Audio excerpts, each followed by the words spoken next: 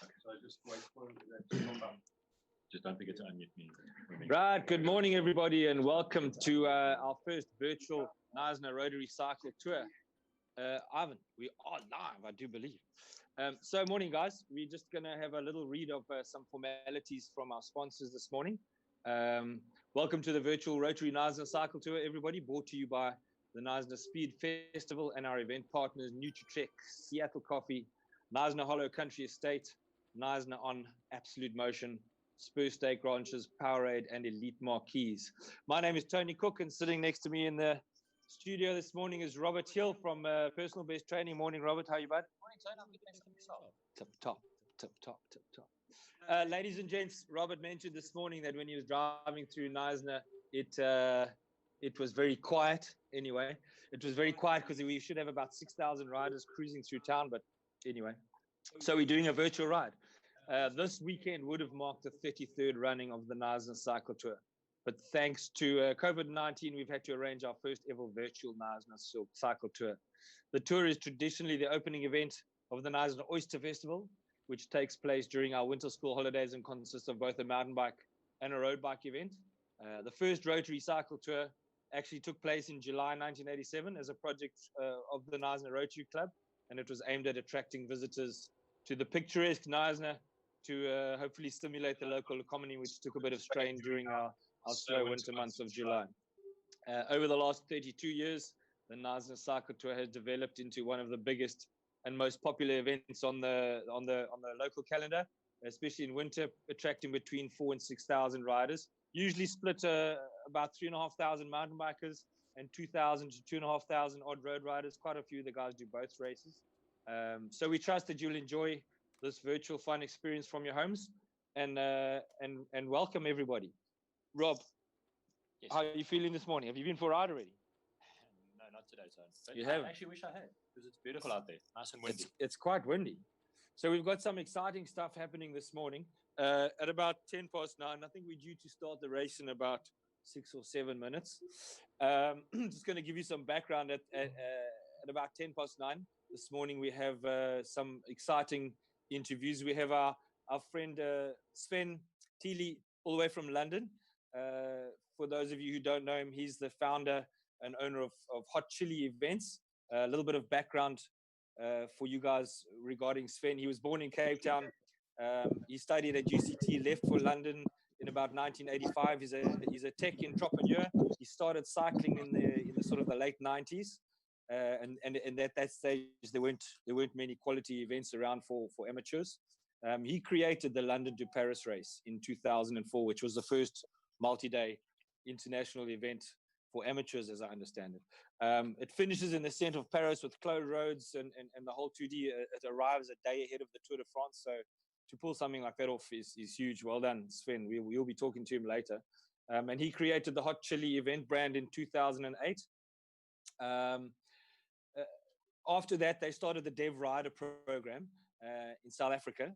And alongside the Cape Rouleau, which is a tour that goes through Cape Town, starts in Franschhoek, ends at the waterfront.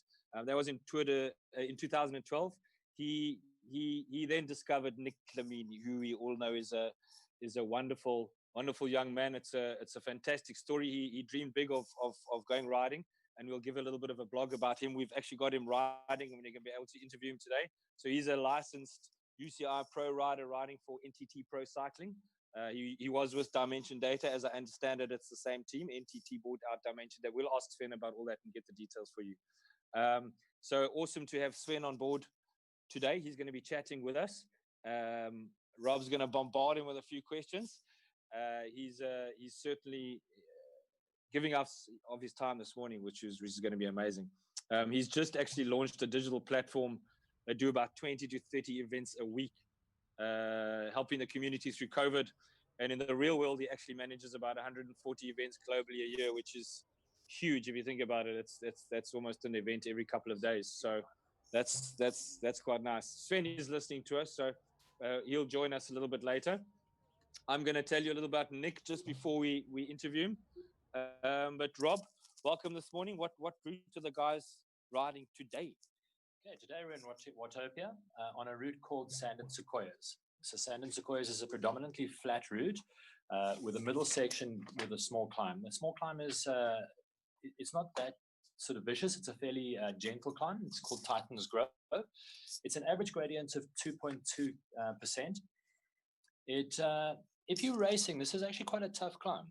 Because it's not that steep, you tend to give a bit more of yourself. So it hurts quite a lot. And of course, these guys are going to be going as hard as they possibly can. And going up a 2.2% gradient, you're going to be going fast and it's going to hurt. And for our viewers, I saw yesterday we had quite a few people who don't know about percentages and they don't know ZWIFT. They've got friends or family that are riding.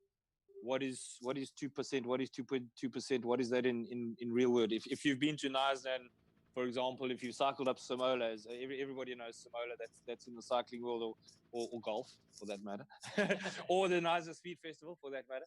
What is Samola as far as a climb goes, percentage wise? What is the perceived effort there? Okay, so Samola is about 1.6 kilometers. Titan's Grove is 2.6 kilometers. Samola's average gradient is just under 9%. It does peak at 11%. So Samola would be considerably more difficult than Titan's Grove.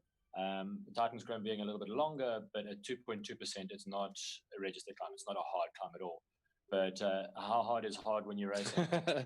Yeah, a time trial around Leisure Isle for 4K flat out is Rob trains me actually, and he's killed me in 40 minutes, like worse than a 7-day desert run. So it is perceived effort. If you time trial it for a mile and your name's Roger Bannister, then you're tired afterwards. Yeah, absolutely. How far are the guys riding today? What is the mileage? It's about 42 kilometers in total. They're doing 2 laps of Sand and Sequoia, and as I say, quite a flat road. So initially, the guys would be smart to stay in a group, to ride in a group. And then towards the end, they would obviously need to look at braking. If this ends in a sprint finish, which I kind of do predict, unless of course somebody like Nick Lamini decides to take the lead, then it's going to be an interesting ride. But if it ends in a finish, then the sprinters are going to come to the fore. I do believe I have secret stealth info that Nick, as a licensed pro, he's got a normal 6-hour training ride today, for example, as all the pros do. So he's just going to have a little warm-up zone 2. So this is a warm-up for him, but I know for a fact that a warm-up for a pro is flat out for a lot of mere mortals anyway. What's your take on that? Okay, well, I'll give you a bit of an example. I rode a group ride, a ride with There Daryl Impey a little while ago. And Daryl Impey was warming up, and we did a sprint finish with Daryl Impey, and he outsprinted us in excess of 9 watts per kilogram. And he was doing it as a warm-up for a race just afterwards. So yeah, these guys are on a whole new level. So we've got 57 seconds to the start of the race. Am I reading that correctly, Ivan? We should be going live. You guys can't see Nick yet, but I can see him, his smiley face. And if we can just check that he's listening and he can hear us. Nick, he's smiling. So give us a thumbs up. Okay. Ladies and gents, we do have Nick Lamini with us. We're going to be crossing over to him in about 10 minutes or so. And Sven and Nick and ourselves will have a little chat, and he can tell us what it's like to be a pro taking it easy. He has a good smile. He looks happy. He's had breakfast. I think he's had coffee. He's smiling. Top. Nice to have you here. We need to get him to turn around so we could, because I mean, as a pro, all we would see of him on the back is the rear. Is that correct? I mean, you're used to that following me on a bike, Harold. Well, I mean, I've never seen the rear end of you except when you're running away. But yeah. It's gonna get nasty, ladies and gents. It's gonna get nasty. Yeah. So okay, are we live? Have we started the race? Are the guys on it? Okay, we're going. Ryan Habib says right on. We've got quite a few plants in the race today, ladies and gents. We can speak to some locals. We've got quite a few ladies, as I understand it. We've got about 6 or 7 ladies riding today, and they are going to be dishing out some pain to the boys. We had some very strong ladies yesterday, Rob. Well, we've got one of the lady who won yesterday in the race that she was in, Julia Leroux. So I think she's going to give it a bit. I think she's going to give it her all. This is quite a different race to yesterday. Because of the amount of flat, you do want to look to find yourself in a group. And if you can jump onto Nick Lamini's wheel, then you're looking good. Where is Nick on the screen there? I know he's taking it really easy. I think he's having a look at he's doing a bio on you and me at the moment. He's looking at his phone, looking up Rob Hill and Tony Cook. He wants to learn to kite surf. I know I'm going to teach him to surf later. Well, I think he's going to have to look quite hard to find us. Indeed. Tell us, Rob, just for the viewers out there, what is the difference between a meet on ZWIFT and a race on ZWIFT? As my understanding is, we're doing a meet today, so it's the fastest lap time, which gets you the win, as opposed to the first person across the line. Can you tell the viewers a little bit about how that works? Yeah. Okay. So within ZWIFT, you do have, as you say, the meet and the race. The race has to have the involvement of the ZWIFT organizers. They have to create the race for you. So for us mere mortals, we did contact them. Unfortunately, because of lockdown, they've just had this massive uptake from ZWIFT. I mean, their platform has just completely started to fly. I'm sure. And unfortunately, they don't have the ability at the moment to create any new races. So they suggested to us that we create a meet, which is what we've done. Now, the meet obviously doesn't have this leaderboard, this rolling leaderboard that you see in some of the events on ZWIFT. But we do have all the guys in, and we will be able to see the winning times for the laps, and those will be rolling. Obviously, these guys are doing a couple of laps, so we will be able to see their best times. The gist of it is we're looking for the guy to do the fastest lap. That for us is the best way of doing it. And there is a com as well during it. So the com is the king of the mountain, or in the case of the ladies, the queen of the mountain, that being Titans Grove. We will be timing that and looking for a leader in the QOM as well and KOM. Okay, so that's a timed segment, as I understand you're telling me. So the guys are going to be giving a little bit of horns to do the king of the mountains. Yeah, I think, most of the guys will focus on one or the other. The really strong guys will be able to put in a really good time on the com as part of their normal lap. But, some guys will target the com just on its own. Okay. I know I've got a little bit of a short bio on Nick. He's got King of the Mountains classifications a couple of times on various stages in various races, but I'll let you know a little bit more about that before we get there. But King of the Mountains, you need to be a climber. That's how does it work with ZWIFT? If you're lean and mean and you're a climber on ZWIFT, is it the same as in actual real life on the road? Absolutely. The algorithms that they built into ZWIFT allow you to take advantage of your power to weight ratio. So now power to weight ratio in cycling is everything. Power to weight ratio in simple terms is the amount of power you push out relative to your weight. So the ideal is to be as light as you possibly can. The lighter you are, the more power you push out, the faster you go. Now, so it's very much the same as in real life cycling. It's absolutely. If you light and strong, you're going to be a good climber and win races that have got heels in them. Absolutely, yeah. And if you're a shorter, stockier, well-built, muscular fella like yourself, if you're a sprinter, how does that work on ZWIFT? Well, I mean, obviously you're muscle typing, so whether you've got explosive power or endurance power. So the climbers generally have more of an endurance power. Guys like myself, who, as you rightfully say, is a sprinter, I can push out large amounts of watts, but for shorter periods of time, which doesn't really play into the climbing side of things. Okay. So for example, was Jan Ulrich a good climber, or was he a sprinter, or was he more of an all-rounder? What's your take there? Jan Ulrich was a climber. He was a reasonably good all-rounder. He's not a sprinter. But, I mean, he climbed with the best of them. He and our infamous Lance Armstrong used to have some lovely battles. And irrespective of what you think about the gentleman, it was wonderful to watch. Oh, no, it was exciting. I remember sitting for hours, still to this day, except for this year, possibly I take the month of July off. It's usually very quiet. We do the Oyster Festival, we do the rides, we do the mountain bike routes, and then we sit and we surf in the morning and we watch the tour all afternoon for 21 days. Well, this year you'll have to take off September and October. Indeed. Are they doing a virtual tour this year? No, they're doing an actual tour. Are they doing an actual tour? Okay, that's awesome news for the spectators out there. Okay, so let's have a look at what we've got on the screen. We've got a couple of plants. In about 5 minutes time, we're going to cross over to Sven and Nick. I think they can still hear us. Nick's going to give us a wave. Yes, he's smiling. He can still hear us. Okay, so we're going to cross to one of our plants. We've got a local rider, Ryan Habib, who's riding with us. He's a local teacher in Knysna. We've got him. Can we call him up on screen, Emma? I think he can hear us. He did check in earlier. Let's see if Ryan, can you hear us? Give us a shout. How's it, guys? Morning. There he is. He's lost the headband, ladies and gents. He rode yesterday as well. He's shaved. He's got my shave up for you, Tony. He did his hair this morning. If I was a chick, I'd be blown away. Well, chatting to Ryan last night, I think that was the purpose of it. I'm trying to do Mario Bellini. I look a bit like Mario. Okay, look. Ryan, we're watching you right now. You're pushing out 376 watts. 300. That's where you're working quite hard. Tell us how you're feeling today. You rode yesterday as well. Today's a road bike event. Yesterday was a mountain bike event. Can you feel the difference on ZWIFT?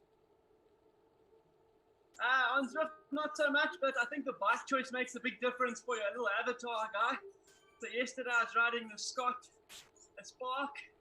Today I'm riding the ZWIFT bike, just a standard ZWIFT bike, and holding on as much as I can. But at least I started the front guys today. Have they started really fast? Or are they giving it horns? Are you? 350 odd 400 watts is that's giving it horns, Rob? Yeah, I mean, if you have a look, Ryan is in the front group at the moment. Most of the guys are pushing between 4 and 5 watts per kilogram just to stay there. So for our viewers out there, Ryan's pushing 5 watts per kg. What does that mean? Is that working quite hard? Yes, very definitely. You know, most of the guys in ZWIFT, the guys that win the shorter races, they win them on an average of between sort of 4.4, 4.5 watts per kilogram average. So the theory is that to win a race like this, or to win a lap like this, you're going to have to push out those kind of powers. And Ryan's in line with it. Ryan's doing good. Okay, so from a percentage point of view, heart rate threshold, where is he? What zone is he in? Is he in sort of one of the upper echelons of the zones?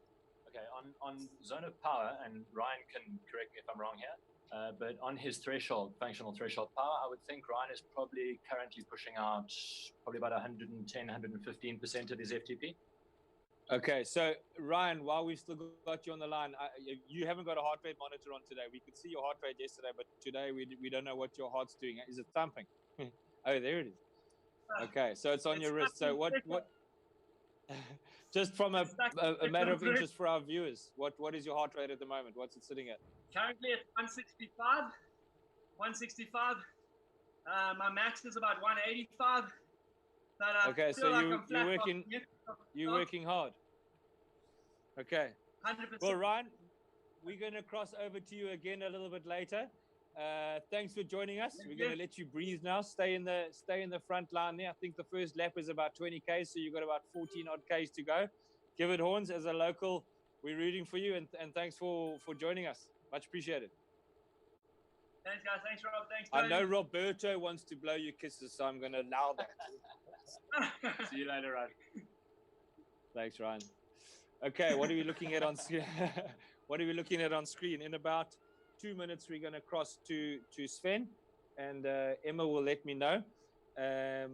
For those of you who weren't here earlier, hopefully you're all watching at the same time. But Sven is the owner and founder of of Hot Chili Events, and he basically is the one who's befriended and discovered Nick Clamini, who's very kindly set aside some of his time to join us today. To give you a little bit of a background, Nick was born on the 12th of August in 1995.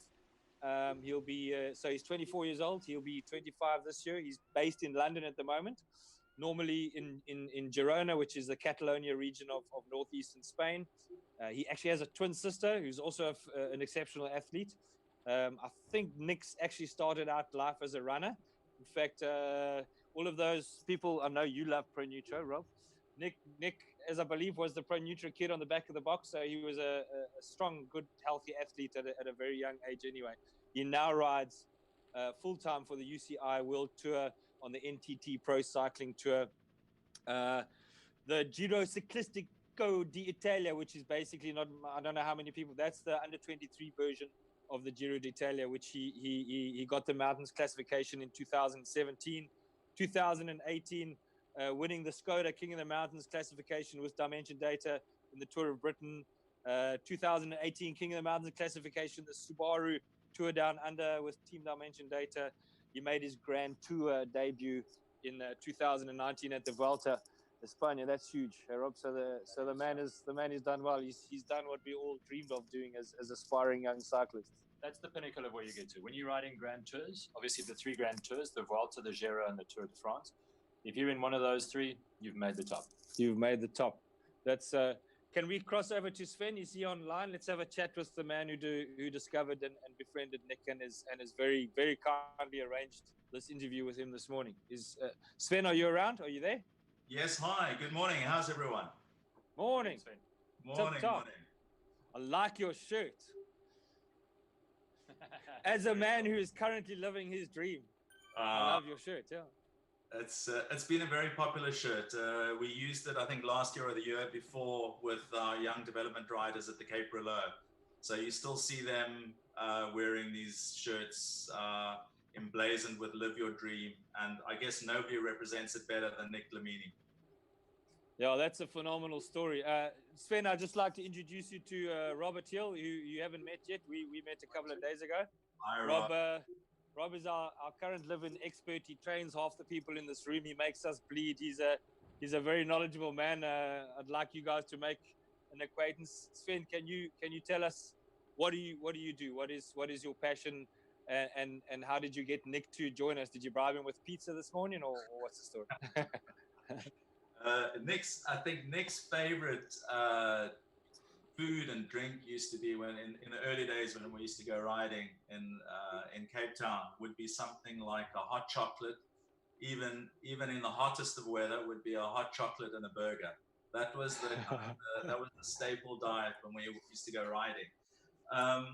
Didn't have to bribe Nick to do anything this morning. I think one of Nick's big passions is really ensuring the continuity of this cycle of success, because I think the one big challenge that Nick knows only too well is how hard it is to break that life cycle that he was in growing up in Capricorn Park, where it has one of the highest crime rates in South Africa, and it certainly is challenging for all those kids that live there.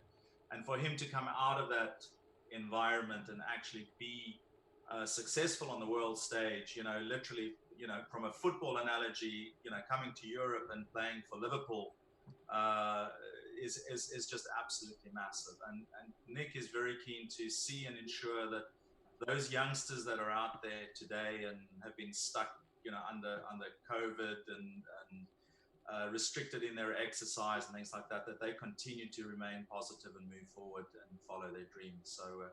So from my perspective, meeting Nick when he was a youngster and he was still very much a runner progressing through to riding, but his passion was cycling, and he came and rode on one of our events, the Cape Rouleur. And on that particular event, we had Carl Platt. You'll know him very well in terms of from a mountain biking from scene. the Epic, yeah. Exactly. We had Stephen Roche, Triple Crown winner, Tour de France. We had Maurizio Fondriais, youngest world champion. We had about 4 pros, ex-pros, and Nick rode as a 17-year-old on a 15-kilogram bike. And he raced and mixed it up with these guys, and every single one of them said, this guy could win a stage of the Tour de France. I saw in an email you mentioned his bicycle was welded scaffolding. I've never heard that description for we call it a duckbill here at home, but welded scaffolding is certainly, that puts it into perspective. So he was riding at the front on a duckbill and impressed the big boys. Is that how it happened? It's literally like that. And then there's, I think Rob, you would know as well, there's understanding where to be in a bunch, whose wheel to follow, where to take shelter, when to not take shelter, and as a young lad, he had all of the qualities that were needed. He was just in the right place in the peloton. He worked his way around the peloton as well from a social aspect, in terms of creating alliances and relationships with people who could matter in the last 5-10 kilometers. So he had a very, very natural flair. And it's interesting to see today, somebody like Ben Swift, who's back at Team Ineos, was one of Nick's mentors in the early days, because he used to come down to Cape Town and ride in Cape Town. We were all mates and would ride. And that's quite a big mentor to have. And again, from Nick's, just to show, how influential some of these people and these mentors are. I can remember Ben giving Nick some of his Sky kit, and I watch, he'll smile now in the background there. And it was a 40-degree day, and Ben Swift gave Nick, who was I think 17 or 18 at the time, the Sky winter kit, which was longs and heavy. It was that Roubaix material. And Nick rode home to Capricorn Park in 40-degree heat, wearing his long sleeves Sky kit, and he wouldn't take it off.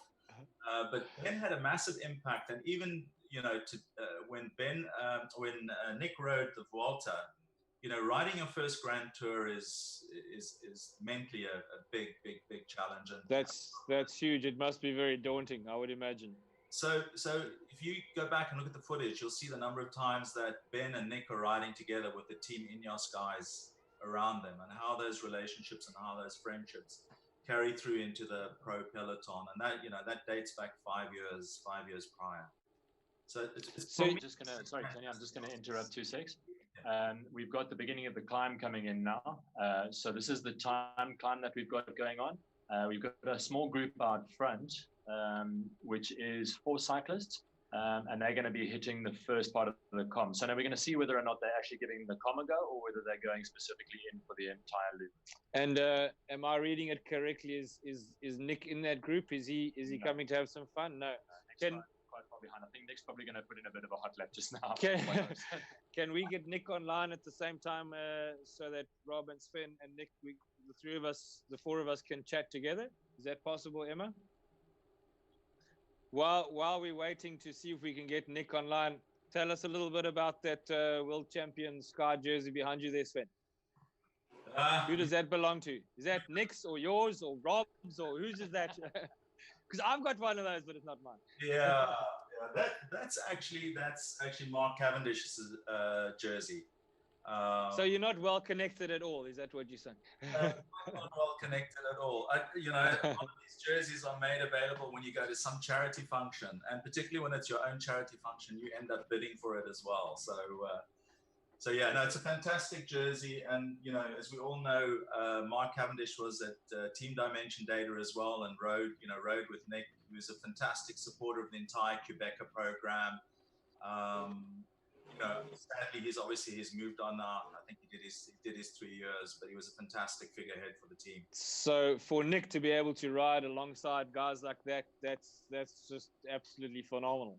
Yes, absolutely. And I think the classic, you know, in terms of the kind of the patron of the peloton, you know, it was Bernie Eisel, who just retired this year. And to ride it, you know, Bernie also very much took Nick under his wing and helped him along in terms of coping and dealing, you know, as, you know, for the Europeans, it's a little different. They're used to traveling around and racing on the narrow roads of Europe. For Nick, it was, you know, the first year was a baptism of fire. You know, riding in Italy in the under-23 scene, where those guys are descending at, I think, you know, Nick's a fantastic, frightening speeds. Frightening, absolutely frightening.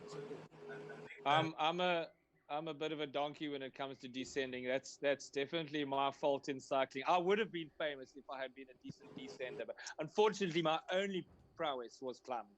So I was definitely not all right. I think Rob's just yawning and. I've been told that Nick is ready to join us. Can we get him to join? Nick, are you there? Can we pull him up on screen? Can we have Sven and Nick on the same screen? Is he there? I can't see him. Nick, can you hear us?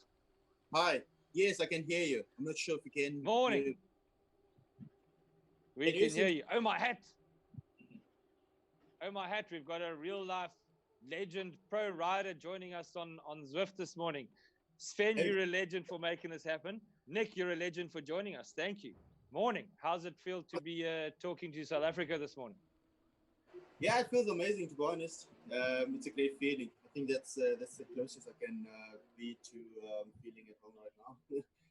And being part of the local race. I think I've done it a couple of years ago. So it's nice to basically do it virtually. So have you actually been to Knysna and ridden in the Knysna Cycle Tour? Yeah, I think I've done it when I was still junior. I've done it. I think I've done. I remember you kicking Rob's butt when Rob was about 40. Do you remember beating him? No, I wouldn't remember that. I'm fairly sure you wouldn't remember it. I was way behind you. Sven was telling me that he actually bought tissues and painkillers for some of the guys to whom you were dishing out copious quantities of pain. Is that correct, Sven? Yes, indeed. So Nick, if I may be so bold, just to while you're riding with us and you're joining us, what are the plans for the year? What's your big events? Where you're riding? Have you got another grand tour coming up this year, 2020 or 2021? What's in store for you this year? Yeah, so we all got our calendars a couple of weeks ago. So I've got a nice calendar, and I'm on for the Volta again this year, which is very exciting. So Rob and Tony are nodding. Very well done, nicely done. That's awesome. So yeah, we've been training really hard for the last 6 weeks, and and today is the last big day out, 6 hours, and then we've got a rest week before our training camp in Tuscany. So really looking forward to that. That's awesome. You literally really are living. I hope you realize you're not living the dream of all the youngsters. You're living the dream of all the old farts sitting here in the studio as well. So, way to go! That's you're an inspiration to a lot of people. That's fantastic. You right up there with the best cyclists that we've had in South Africa. That's amazing. How do you and Nick know each other? I mean, how do you and Sven know each other? I met Sven when I was 17 years old. So I got an invitation to one of his events, the Cape Relay in Toronto. And I took some time off school and I went to go do the race. I got to meet Stephen Roche and Moretto Fondres Colplat. So that was really nice to sort of ride with the big guys. And I actually learned a lot in that week. And it was just nice sort of like getting stuck in with the former Tour de France winner and the world champ. And and from there I went, I got another invitation for the London to Paris. So it was my first trip overseas as well, and won the London to Paris. And so it's been a good couple of years, and obviously having Sven around as well, helping me with all those things, from the background I have. I think that's been really a kind thing of him to sort of like put in quite a lot to the development guys in South Africa. So Nick, just a quick insert here. A little while ago, in the race at the moment, in the front group, we have a guy called Ryan Habib, he's a local cyclist. He's a very, very good cyclist and a teacher locally. And I've just been handed this picture of yourself and Ryan a little while ago. I'll try and show you on the screen. Oh, nice one. Where was that? We're not quite sure, but we're guessing that it's probably around about the Argos or something like that. Sorry, it was the DC. The DC, the double century. Right. So apparently you're famous in Knysna a long time ago already. It's a nice picture. It's a nice picture. Hopefully he wins today. Well, he's looking pretty good, so yeah, possibly. And I think we may have just given him a little bit of inspiration. Yeah? Yeah, we can see him on the screen as well, and he's smiling very broadly. No, I'm sure Sven, he's quite... Has Sven ever been to Knysna and ridden the Knysna Cycle Tour? I've not ridden the Knysna Cycle Tour, but we have a gravel event which starts in Swellendam and finishes in Plet, the Rainmaker roller coaster. So I've been through Knysna, particularly on the recce's, I think about 3 or 4 times on a gravel bike. I've been up that Simona Hill? Yeah. And I've stopped at that hotel for a few beers at the top as well. So we're going to have to invite Nick back to Knysna to set a new record up the hill. What's the record up that hill, Rob? Well, Kevin Evans did it a little while ago. I think it was 5:32. Yeah, I'd love to come back. So I believe, Sven, you're going to be bringing a tour to the Knysna Cycle Tour. You're going to be bringing a team, including Nick. I'm going to teach you all how to kiteboard, and then you're going to come and join the cycle tour, and Nick can dish out copious quantities of pain to us. Robert will bring tissues because he cries a lot. Yeah. Is that a potential possibility for next year? that is definitely a possibility for next year, and I can tell you what, there's a strange transformation that took place once Nick came back from Europe. All the people he used to ride with in Cape Town would be able to just about hang on his wheel, and then the first time he came back from overseas, nobody could hang on to his wheel. Like a massive transformation. So we've got another surprise, which I don't think even Rob's aware of, because I think he knows this person. But we've got Nick and Sven. Sven has organized another superstar of cycling. I'm hoping we can get all of them on screen at the time. You've correct me if I'm wrong. You've organized for Ashley Millman to join us this morning as well.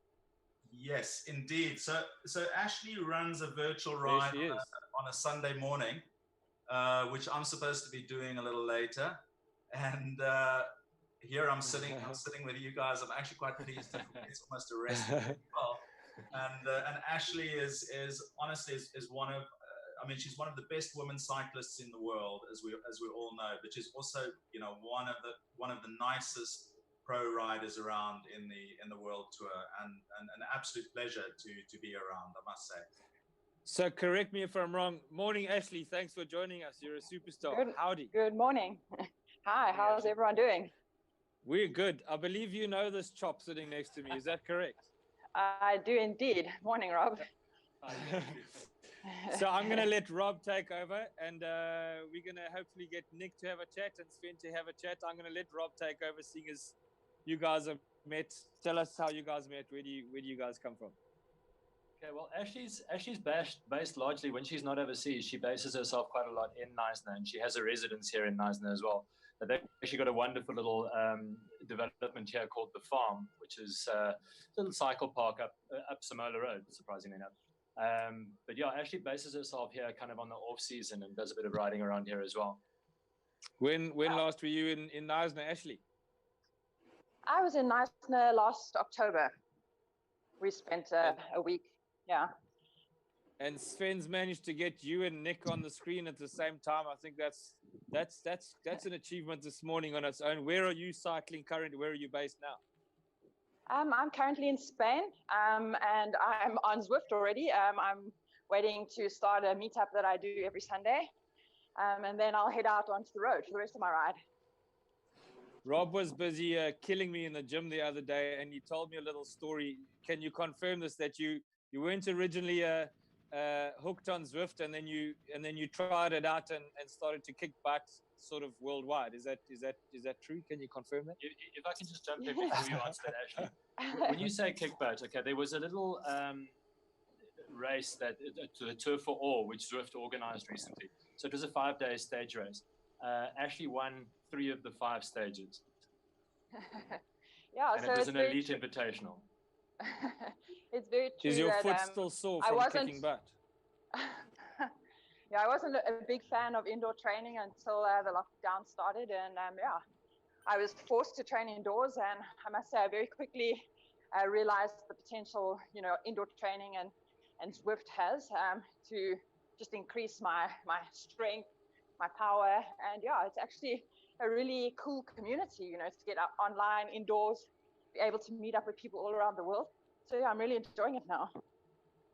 Well, I'm hoping and assuming that our viewers and what have you that are out there watching the Knysna Cycle Tour know how awesome it is to have basically. I mean, we've got Elvis Presley and we've got Beyonce on screen at the same time in the cycling world. That's amazing. Nick, do you and Ashley know each other? Have you guys cycled together? Yeah, I actually know Ashley pretty well. So usually when I'm in Spain, I visit their place up in Rococova. So yeah, I mean, she's an inspirational woman. I think I've always looked up to her when I was younger. So the question on everybody's mind is: Ashley faster than you, Nick, or are you just being a gentleman? No, Nick's a very talented cyclist, so there's a quiet side step. we were speaking about a term that's been bantered around in the running and cycling world, and it's called being chicked, and that's when us supposedly hardcore cyclists get overtaken by the ladies. I know for a fact, Ashley, that you would check 99% of the riders in Knysna. So we're thrilled that you've joined us. Thank you. You're a superstar. Thank you to Sven for making it happen. Thanks for joining us. Any last words of advice or anything of those sorts to the viewers out there today? Yeah, well, I mean, the Knysna Oyster Festival played a very important part in my development.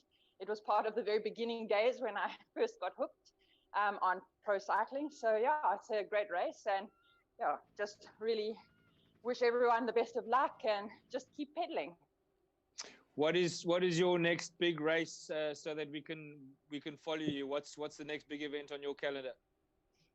Well, I start with some racing in the Basque Country in Spain on the 23rd of July. But the next really big one would be Strade Bianche on the 1st of August in Italy. That is a biggie. That is a biggie. So as I understand it, I think we're running out of time. We're gonna switch back to the Zoom race, the ZWIFT race this morning. Sven, any last words from you from our side? Thank you so much for donating your time and joining us from London this morning. You're a superstar. Thank you. Well, absolute pleasure, and and keep up this pioneering stuff, these virtual events, this I think the world has changed permanently, and the events world has changed permanently as well. And you guys are pioneering and leading the way. So well done, Knysna, and well done, you guys. Thank you. That's kind words. I'm hoping Ivan you met Ivan on Zoom yesterday. This is his baby. He's done a phenomenal job, and his tech team have done a phenomenal job.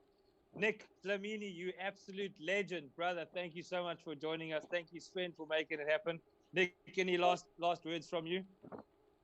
Yeah, no, like Ashley and Sven said, I mean, the Knysna Festival is probably one of the festivals I've actually ever done in my development years. And everyone gets hyped up for it. And yeah, I think you guys should actually keep the great work going. And hopefully it can get back to life next year, and then people can sort of like come to Knysna and actually enjoy the actual race. Well, I have to be brutally honest, Nick.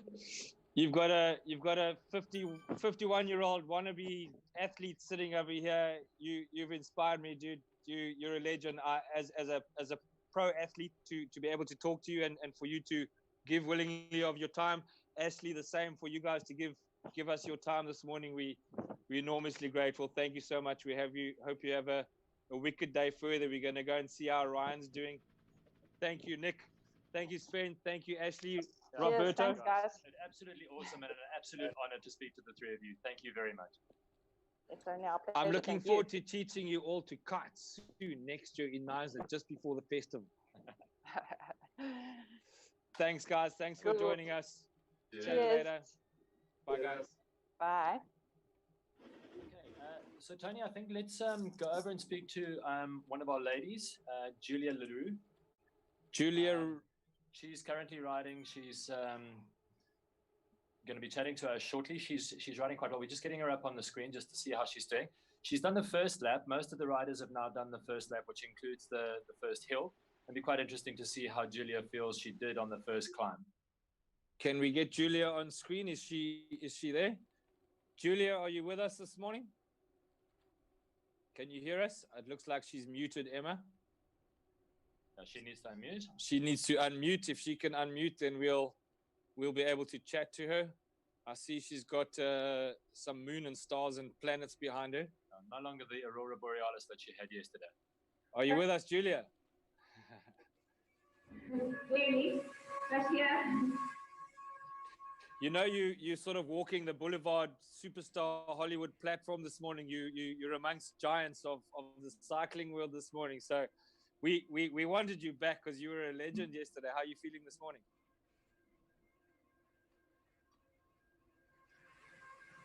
I'm giving off lots of steam here. And I think there's obviously a little bit of a delay between what I'm saying and what you're hearing. We've got you on screen. I see you pushing 170, 150, 170 odd watts. Your heart rate's at around 160. Are you working hard this morning? Are you going for a win? Sorry, what was that about my heart rate? Your heart rate's sitting at about 160. I see at the moment. Is that a high percentage for you at the moment or not? Or are you taking it easy? That's me working very, very hard. Rob wants to ask you a question. I can see it in his eyes. So how did the first climb go, Julia? Yeah. How did you do on the first climb on the Titans Grove? Oh, my legs are a little tired, eh? I can feel. You worked hard yesterday. That's not surprising. Those rollers. Sure. They took a while, eh? Yeah. Good. Well done. It looks a little bit like you cycling in the wind. Have you got a fan blowing on you there? Yeah. Change my my background. We see so. Well, if you wanted some wind, it's probably blowing a good 18 to 20 knots outside here in Knysna. It has been blowing 18 to 20 knots for about 24 hours. So for anyone who was doing the actual tour yesterday, it would have been one of those howling, blustery, wintry days, but no rain, which is a good thing. But there would have been a mother of a headwind. Have you got a headwind there in the studio with your fan, or is that just cool? Pardon the pun. And as you can see, dripping sweat. Readiness. Good. Well done. We're going to, I see you close. So you're finishing your first lap now. Is that correct? 22 odd Ks in. She got a little bit further to go to finish her first lap. This part that we're going through now is the Hugo Flat, so it's a 500 meter sprint. This is a sprint sector within the lap. Okay. Julia, thanks so much for joining us. We're going to try and hook in with you a little bit later. There seems to be a bit of a lag on the audio when I'm hearing you. But thanks again for joining us this morning. You're a superstar. That wonderful smile is nice to look at every morning. And good luck for the rest of the ride. We'll clock into you again later. So Rob, tell us what's happening on screen. What are we looking at? Okay, well, at the moment we're in with a bunch. I'm just trying to see who they are. Okay, they're also doing the Fuego Flats now. So this is just behind Julia. It's a nice little bunch going on here. So the Fuego Flats is it's a small sprint within the sector of the lap. We've got James Conyers, who's a gentleman from Plate. He's got family in Knysna. He was in the race yesterday, and just in front of him here, in the same group, we've got Rex Hart, who we'll go and talk to now. So Rex Hart is another one of our locals, also a fairly good cyclist and a triathlete, and has been on ZWIFT for quite a long time now. Is Rex available to us? Can we get Rex on? I do believe we can. I'm going to let you chat to Rex. Morning, Rex. Morning, Rob. How's it, Tony? Morning. Top. How's the ride Good. going? Very nicely. We're sitting here behind Willem from Fruit and Veg. Free Lovers Market, sorry. Yeah, it's going well, eh? Like the ride today. Nice group. Okay, you picked a good group there. It's a fairly illustrious group. It is indeed. Some fun. Some guys taking the front, taking the turns, pushing quite hard. Nice up the hills, hard down the hills. It's a good group. It's good fun and hard. So Rex, now tell me, do you feel the draft effect when you're in a group? Yeah, very slightly. You can really feel it when you're in the front. Not so much. You don't really feel like you're getting any benefit when you're in the group until you get to the front, and then you can really feel it. Yeah, so and your average speed goes up quite a lot as well. Oh yeah. Yeah. So you guys are all riding road bikes on this route today. Road books. I've also got a lovely road book. Have you got a road book, Robert? I have got a road book, yes. What we're going to do is make Ryan and Rex and Julia laugh, then they slow down. So what I wanted to ask you, Rex, on your road book, can you feel the difference between riding a road book and a mountain book on ZWIFT? I better start talking properly. Oh yeah. Sorry, Tony, you said the difference between a road bike and a mountain bike. Just to interrupt on ZWIFT. Just to interrupt 2 seconds. I don't know if you saw that little helmet that came up above Rex shortly now. That was one of his power-ups. So he let rip with an aero power-up. So that basically gives him an aerodynamic advantage for 15 seconds. It's some of the power-ups that are built into ZWIFT. Is that what Rex just got? Rex he just let it go. So when he goes underneath an arch, a start arch of some sort, so when he finished the sprint, he will have got a power-up, which obviously for him was one of the aero power-ups, and he's just used that to get to the front of the group. Okay. So that's why you need basically it, Tony. What you're saying to me is when the guys are riding almost from a gaming point of view on ZWIFT, they can get add-ons and advantages. Is that correct? Absolutely, yes. That's the one thing where ZWIFT does differ from the real road riding, is that you get these power-ups within it. And in proper racing, in the pro racing on ZWIFT, they become an integral part of racing. Okay. Did you see that apparition that walked into the studio just a few minutes ago? I did, yes. I think it was Finnegan Gamilligan, Uncle Andrew himself, ladies and gentlemen. For those of you who don't know, one of the guys who dreamt up the Knysna Cycle Tour way back 30 odd years ago was Andrew Finn and Pip Lawrence. They were sitting on the St. Alvain Vincent tugboat outside Teeson Jetty, which is there used to be a pub there called Jetty Tapas, and they dreamed up this event, which is now one of the biggest and most popular cycling events in the country. So kudos to Andrew and his mate Pip for dreaming this up over a couple of years. Have we still got Rex on screen? Is he still there? No, we've moved on now. We've actually got. If we go back to that rider that we've just passed, the guy on the time trial bike. Here we go. Okay, so now on screen we've got Mr. Esterhuizen. Interesting thing, he's chosen to use a time trial bike. So now within ZWIFT, they have certain algorithms that are built in. So when you, like we suggested yesterday, when you're on an off-road, you go on a mountain bike. That gives you less rolling resistance on a dirt road route within ZWIFT. When you're on a road route like we are now, you want to be on a road bike. That gives you less rolling resistance and better speed. But now Mr. Esterhuizen has chosen to go for a time trial bike. So as you would expect, the time trial bike gives you a aerodynamic advantage. But the one thing where the time trial bike doesn't give you an advantage in a race like this is you cannot get a draft effect with a time trial bike. My next question was going to be, if he's on a time trial bike, why doesn't everybody ride a time trial bike? Don't get a draft effect. So no draft. So if he's sitting in a group, he still has to work at 100% of capacity, whereas the other guys are obviously going to get the draft effect. So you have to be a fairly strong rider to be able to ride a time trial bike and win in a group race.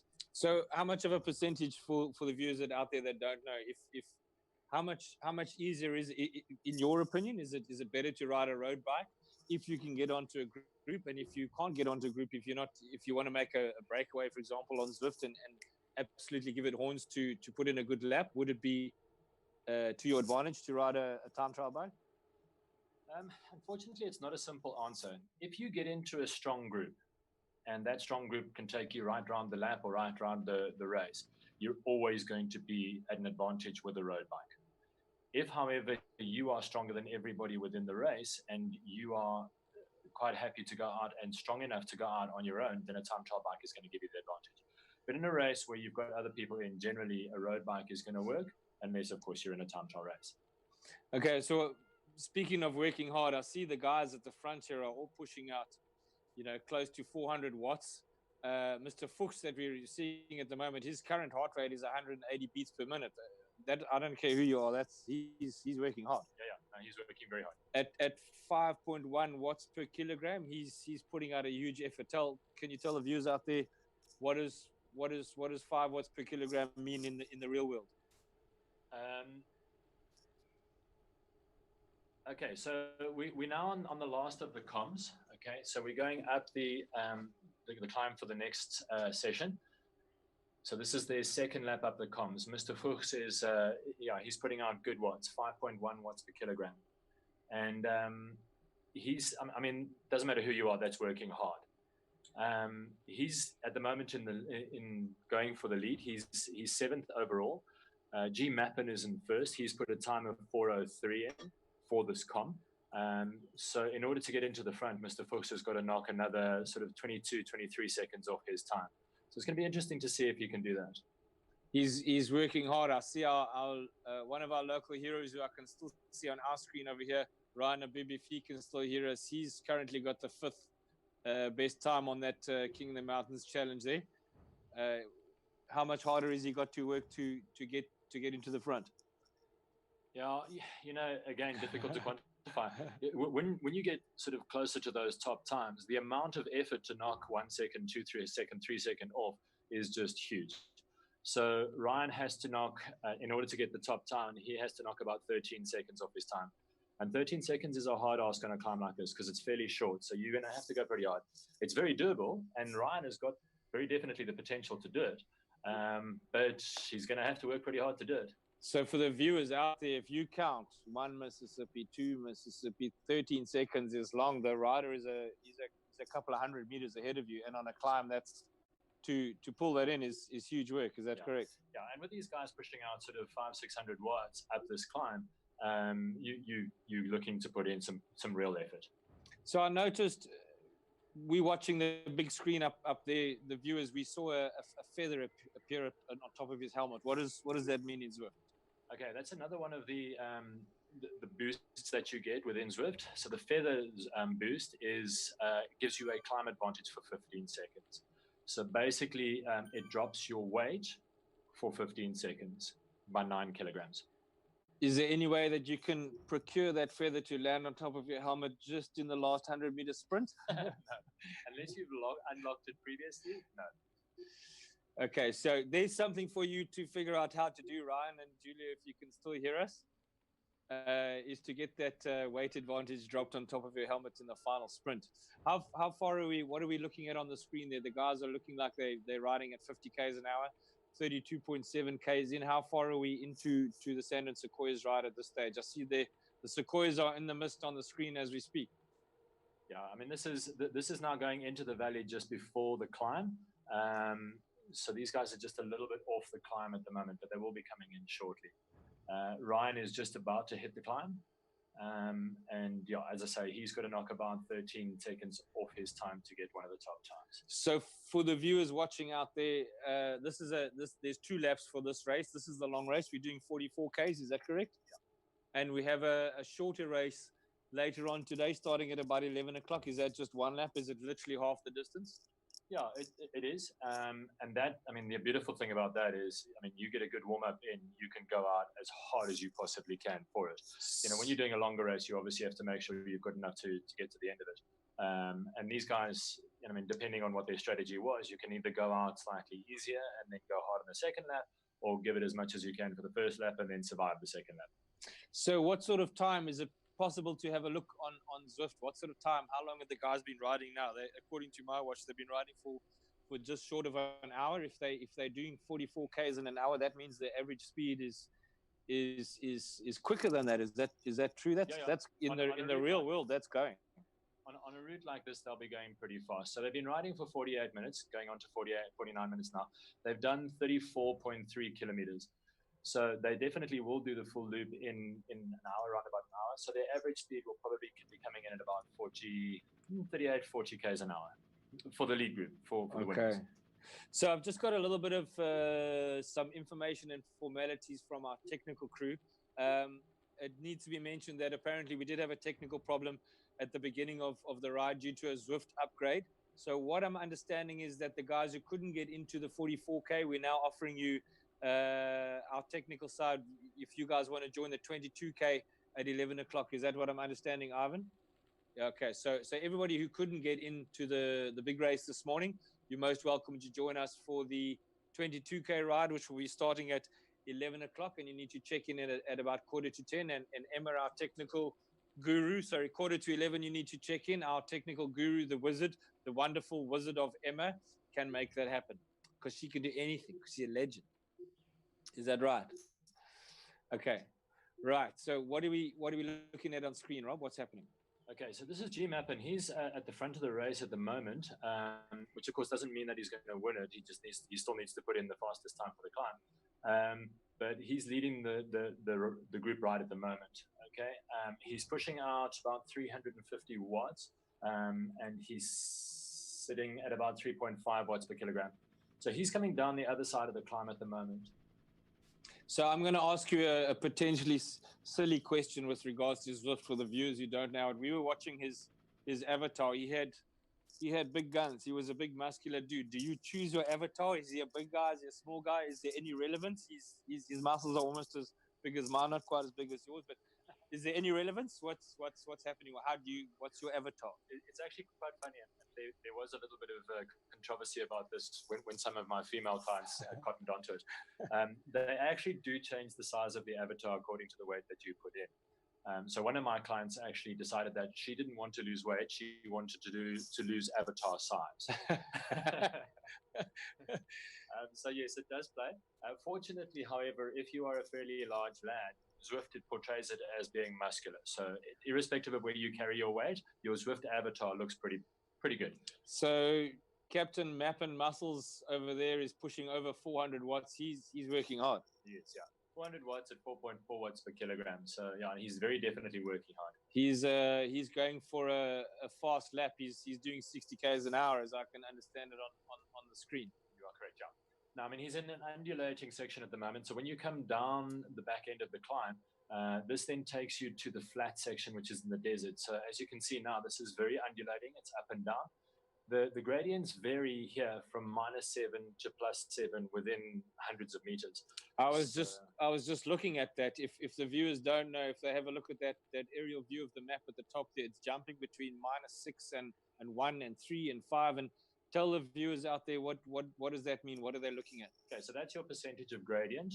Now, when you're riding a smart trainer, what happens is that ZWIFT sends the instruction to the smart trainer to put more or less resistance onto your trainer according to the percentage gradient.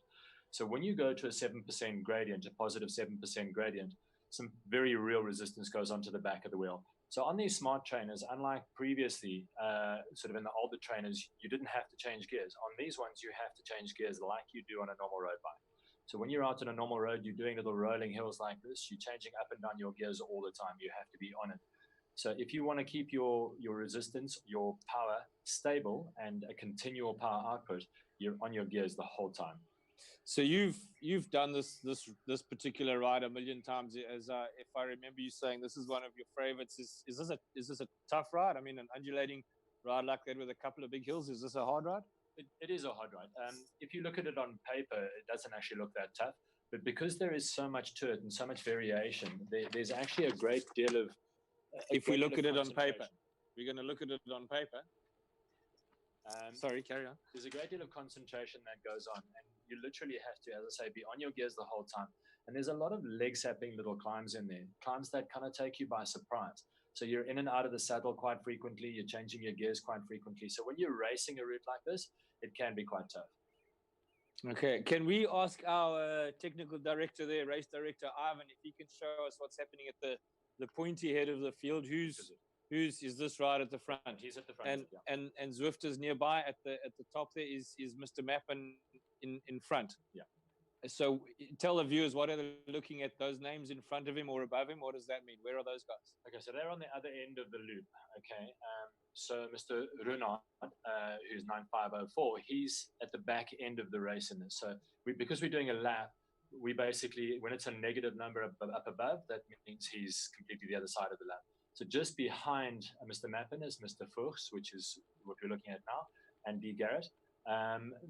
They're working together quite nicely.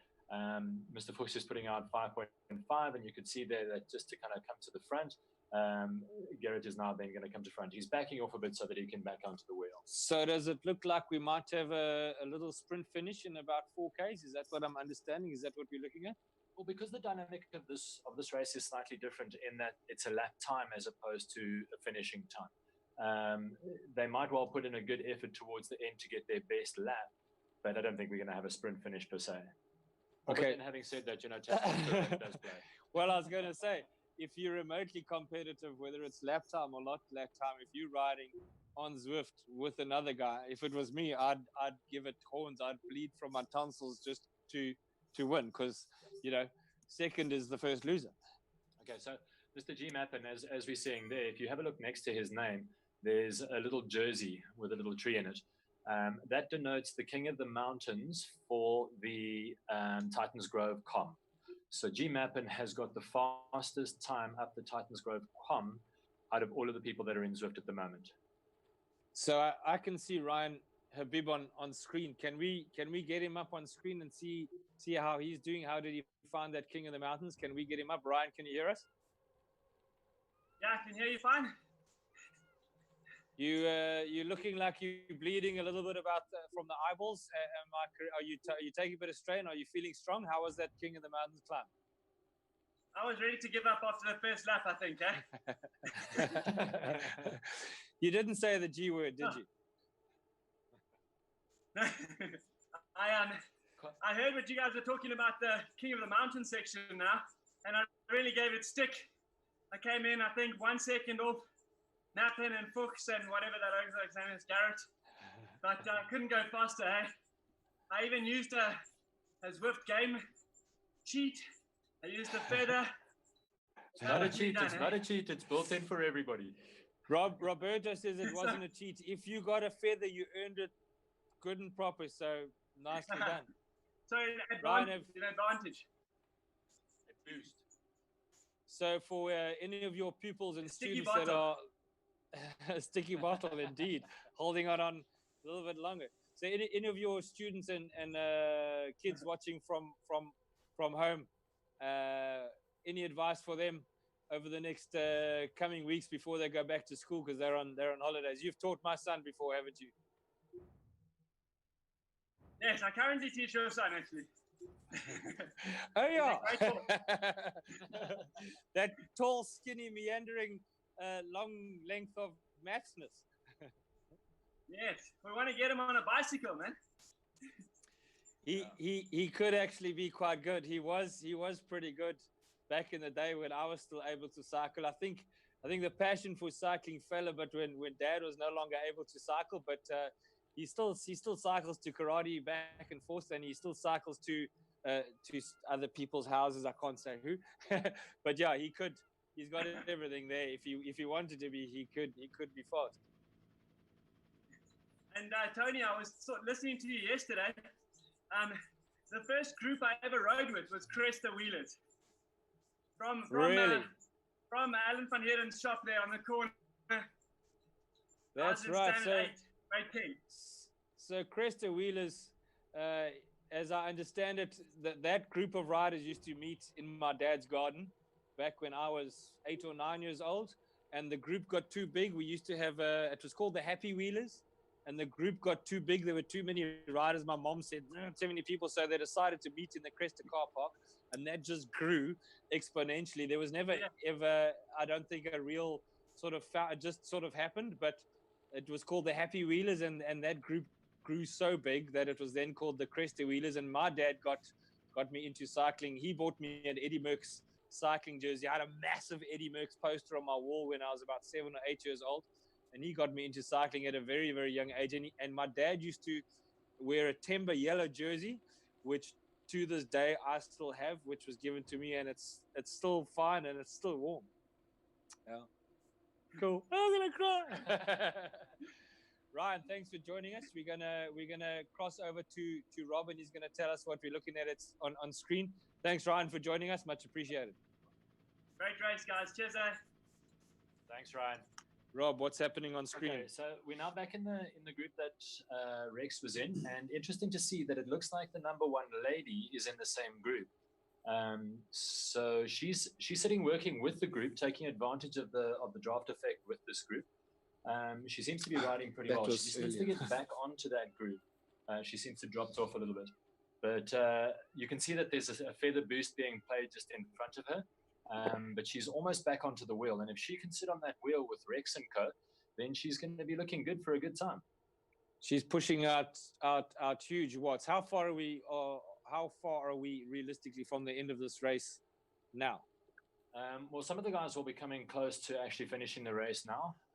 She is just coming into Titans Grove now, so she'll be doing the climb for the second time. So she's about halfway through the first lap, or just short of halfway through the first lap. So can we potentially, if she's about halfway through the first lap, Ivan, can we go and have a look at the pointy end of the race and see what's happening there? And then once those guys are finished, we can come back and watch. Have they finished? They've finished, yeah. They've gone out. Can we see? So these guys are on the back end of the climb, so they're actually finishing the climb. Yeah. No, second lap, yeah. Okay, so we're watching. So let's stick on Mrs. Earth Warrior over here at the moment. She's pushing out over 5 watts per kilogram. We're jumping between 4 and 5 watts per kilogram. Is that's a substantial effort? Yeah, 4 and 5 watts, and there's actually a beautiful way of showing it. So we looked at one of the previous riders, and he was pushing out sort of 350, 400 watts to get his 4 watts per kilogram. She's pushing out about 200 watts to get her 400 watts per kilogram. So while going up a hill, that 4 watts per kilogram is going to have the same benefit for both riders. So they'll both be going at 4 watts per kilogram and therefore both be going at the same speed. They are pushing out considerably different amounts of power. That's how much effect in real life and in ZWIFT your weight has in cycling. So as I understand it, I mean, in the old days, if you were technically challenged, you put on a heart rate monitor and that gave you a hell of a lot more information than you used to have, and a heart rate was the way to go. These days, when guys are training, is it more? Do they train entirely on watts? Not entirely. You do still use your heart rate monitor. It's a combination of both. But because the information you glean from a power meter is instant, you can get a much more accurate depiction of your effort. So once you've assessed what your FTP is, your functional threshold power is, then everything from there becomes much more accurate and much more efficient. Your heart rate does still play into it. You obviously need to know, it tells you a lot of things about your current condition, your heart rate. So you learn your heart rate, and like for instance, a little while ago, a couple of months ago, I was just starting to get the flu, and don't worry, it wasn't corona. And I didn't actually feel any symptoms of the flu at that stage. I got onto my bike, I put in a fairly strong effort, and my heart rate really looked not good. So I stopped, and then the next day I got flu. So it does tell you a great deal about your current condition. So it's not something that you should ignore, and it is something that you should use. But of course, for training purposes, power is just so much more accurate and so much more instant. Yeah, the heart rate monitor thing, I must say, I've just done it for 30 odd years. I wake up in the morning, my hand goes to my neck, and I feel my pulse. If it's remotely quick, there's something brewing or there's something wrong, and you chuck down those viral guards and lemon and honey and keep something warm, it certainly makes a huge difference in my life. I know within seconds of waking up whether I'm fit and healthy, if I'm getting fitter, if my heart rate's low, if it's high, whatever, you know. Okay, so we're back on Marlene, Earth Warrior now.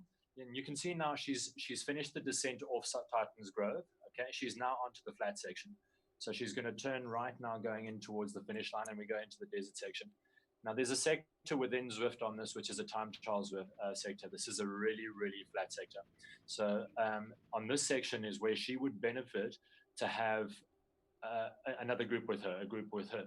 So she would be able to push out the same amount of power, but be doing considerably more speed. I mean, she's not, I mean, please don't get me wrong, she's not idling. She's doing 35 kilometers an hour, which is, I mean, good going.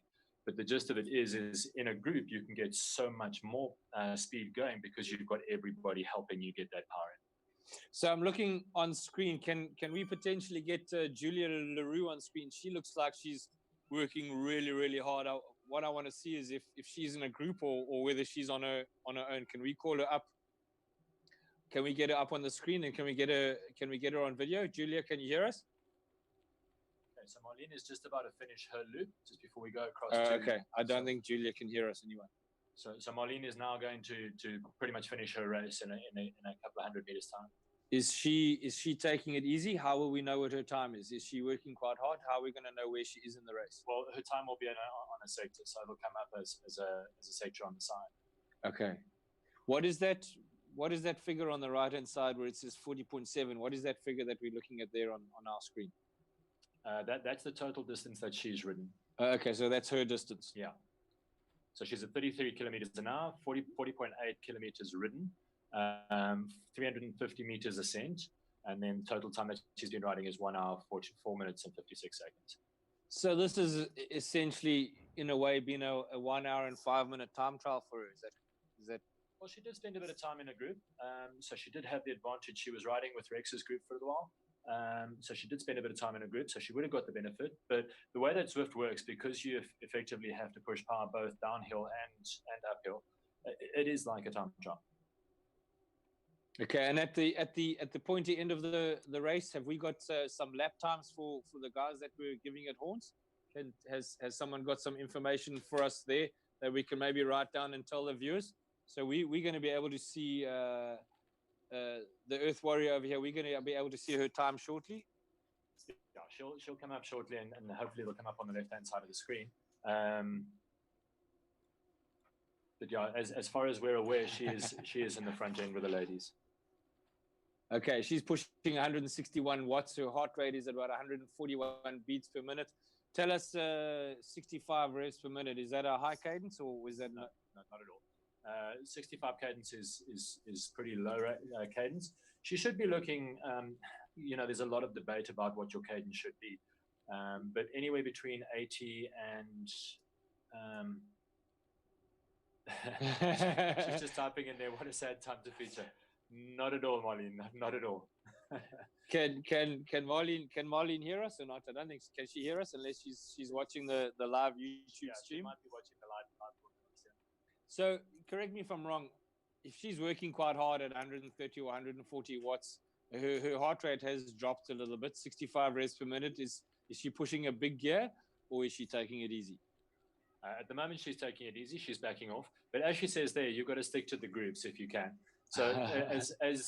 as she rightfully says, she was in with a group earlier, and now obviously it's backed off a bit. So is she doing something that us men can't do? She's typing and writing. She's multitasking.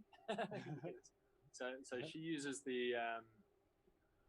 Okay. So there's Marlene's time coming up there. She's done a 52. No, that's for the Fuego Flats. That's the sprint. Okay, that's a sprint segment, the green jersey, so to speak, in the Tour de France. Yeah. What is the fastest time for the Fuego Flats? Just so we have an idea. Is that Mr. Bagley? 49 odd minutes. Is that not the fastest time? For the sprint, yeah. Okay, so has our Earth Warrior now finished? Okay, so for the fastest time for the sprint was 37:06. 37:06. Just to put that in perspective, I'm more a sprinter than a climber. My fastest time on that sprint is 38 minutes. So 37:06 is going some.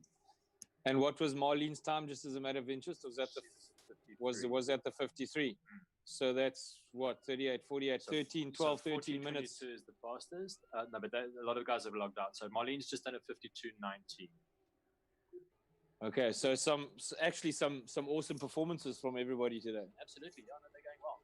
The guys who did the lead group are doing really, really well. This is Wilhelm, one of our local guys. He's from Food Lovers Market, doing really, really well. Wilhelm was he's one of our strongmen locally. He's an amazingly good rider.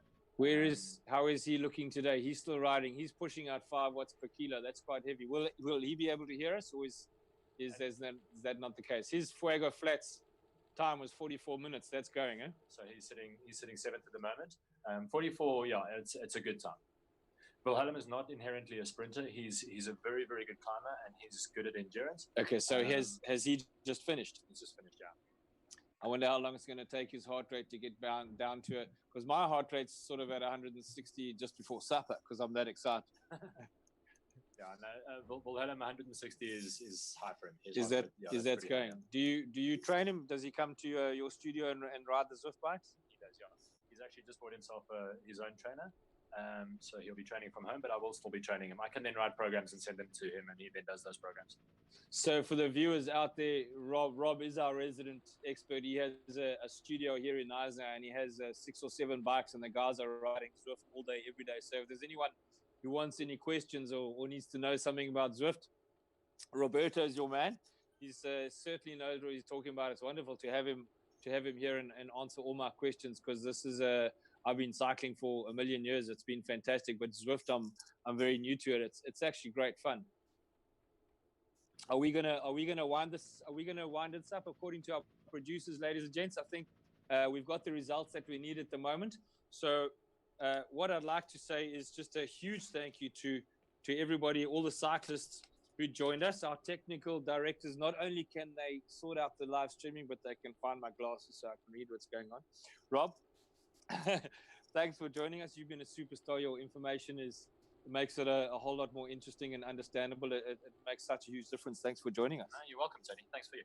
We've got another race in about 45 minutes at 11 o'clock. You're going to join us for that one as well, I believe. Wouldn't miss it. Are you bringing the Seattle coffee?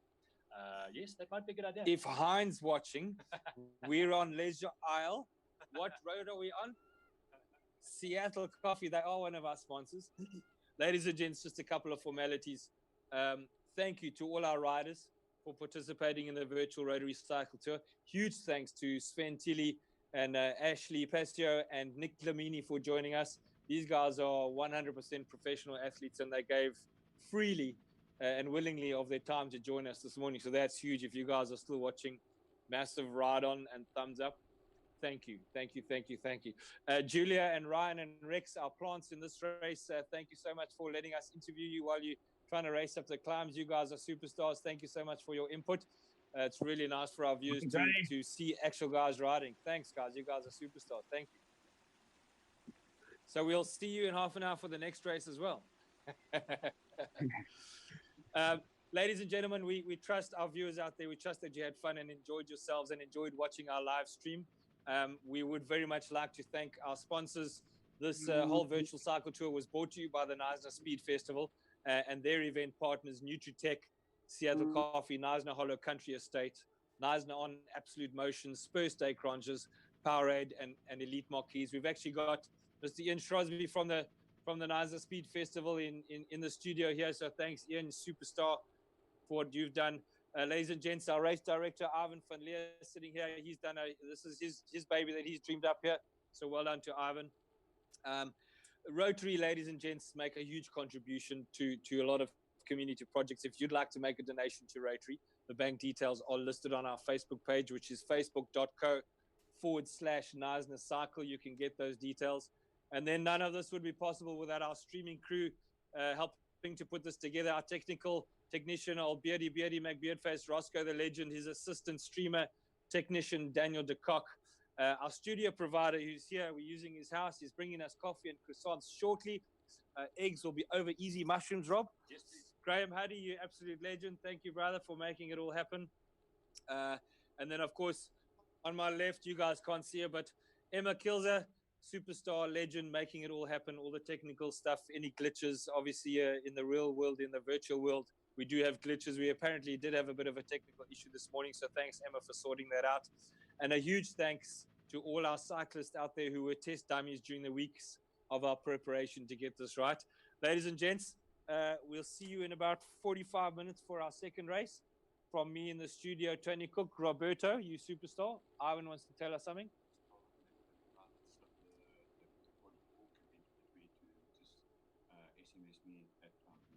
Okay, so the guys who missed out on the 44 who were entered, they're most welcome to join the 22, which we will be, you can check in half an hour.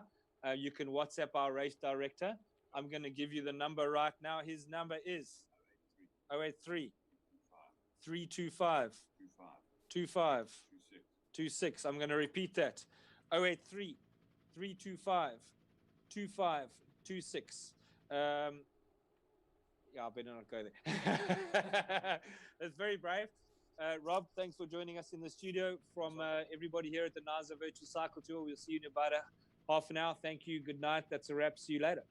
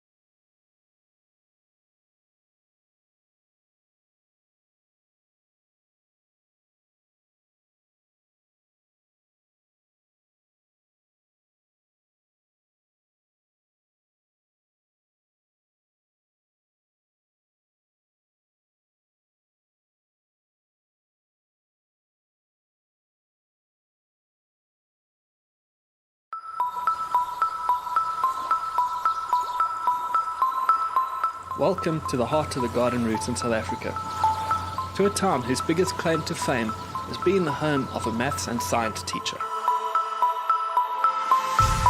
This is Knysna.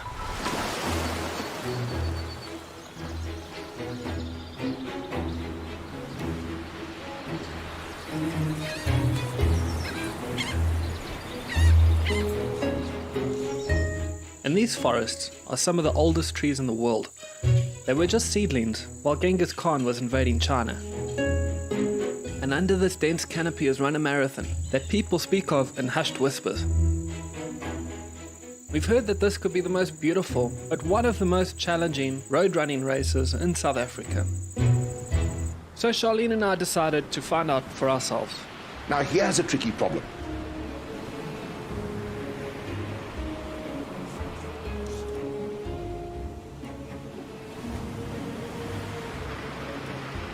Ticket. Thank you.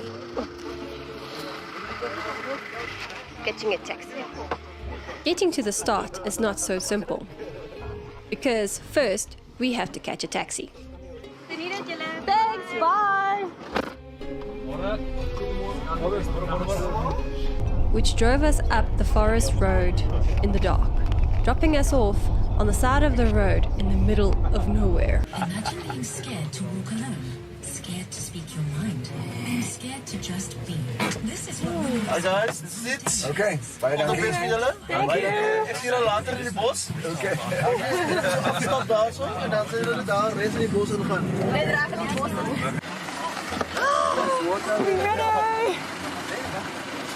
And just like that, we were in the Knysna forest. The only way back now is to run the race. But first, we had to walk in the dark to the start. You can't see me, but after being dumped by the taxi, we're now in a pitch black forest. And I think I lost Charlene a little while ago already. I am feeling cold and I'm dressed like a hobo. And I'm walking in the Knysna forest. And I'm ready for a marathon. We emerged into a clearing into the forest. It's like a Blair Witch Project. Fires were lit and hot chocolate was served. And there we waited for the start. 10, 9, 8, 7, 6, 5, 4, 3, 2, 1.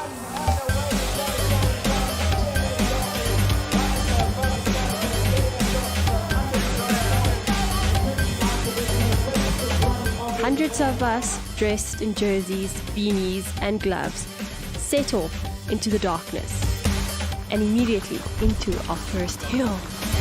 Definitely the toughest race to get I've ever in any marathon that I've run. People are starting to strip. They're getting hot now. As we stripped off our dozen layers, we reached the first summit and were greeted by the warmth of the sun. We've just come up the first hill, taken off all my clothes, which apparently they donate to charity, although I see most of them be picked up by the guys on the side of the road. It's actually just gone 4Ks, and now we've got a nice downhill stretch. And that would be the last time that either of us would describe a downhill as nice.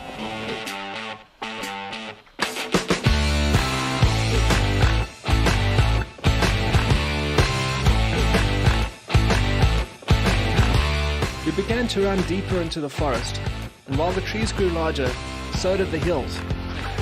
Oh, hills like real bit. Now, I knew there were going to be hills, but so far they've been a lot steeper than I thought.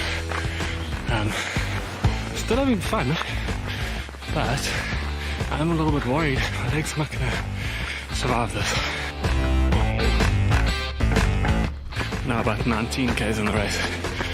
And I'm starting to learn now is that at Knysna, you're either going up or you're going down. There's no flat. At the moment it's just up.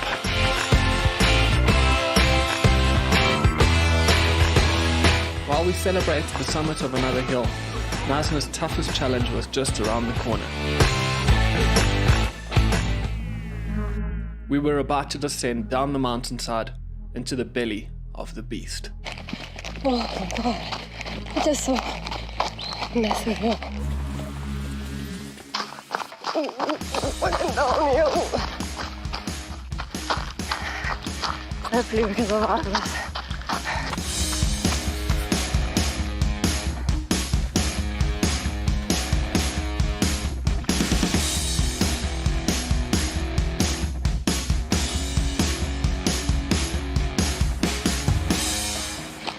The hills are done. Although it sounds like we complained the whole way. Oh fuck, I'm tired. With all those hills, who was it? As we emerged from under the shadow of the giants in the forest, it was onward to the finish. We came to Knysna to see if this marathon could be South Africa's most beautiful road running race. After the experience of 42 kilometers on these sand roads without 1 meter of flatness, we have decided that if your legs can survive, yes, it just may be.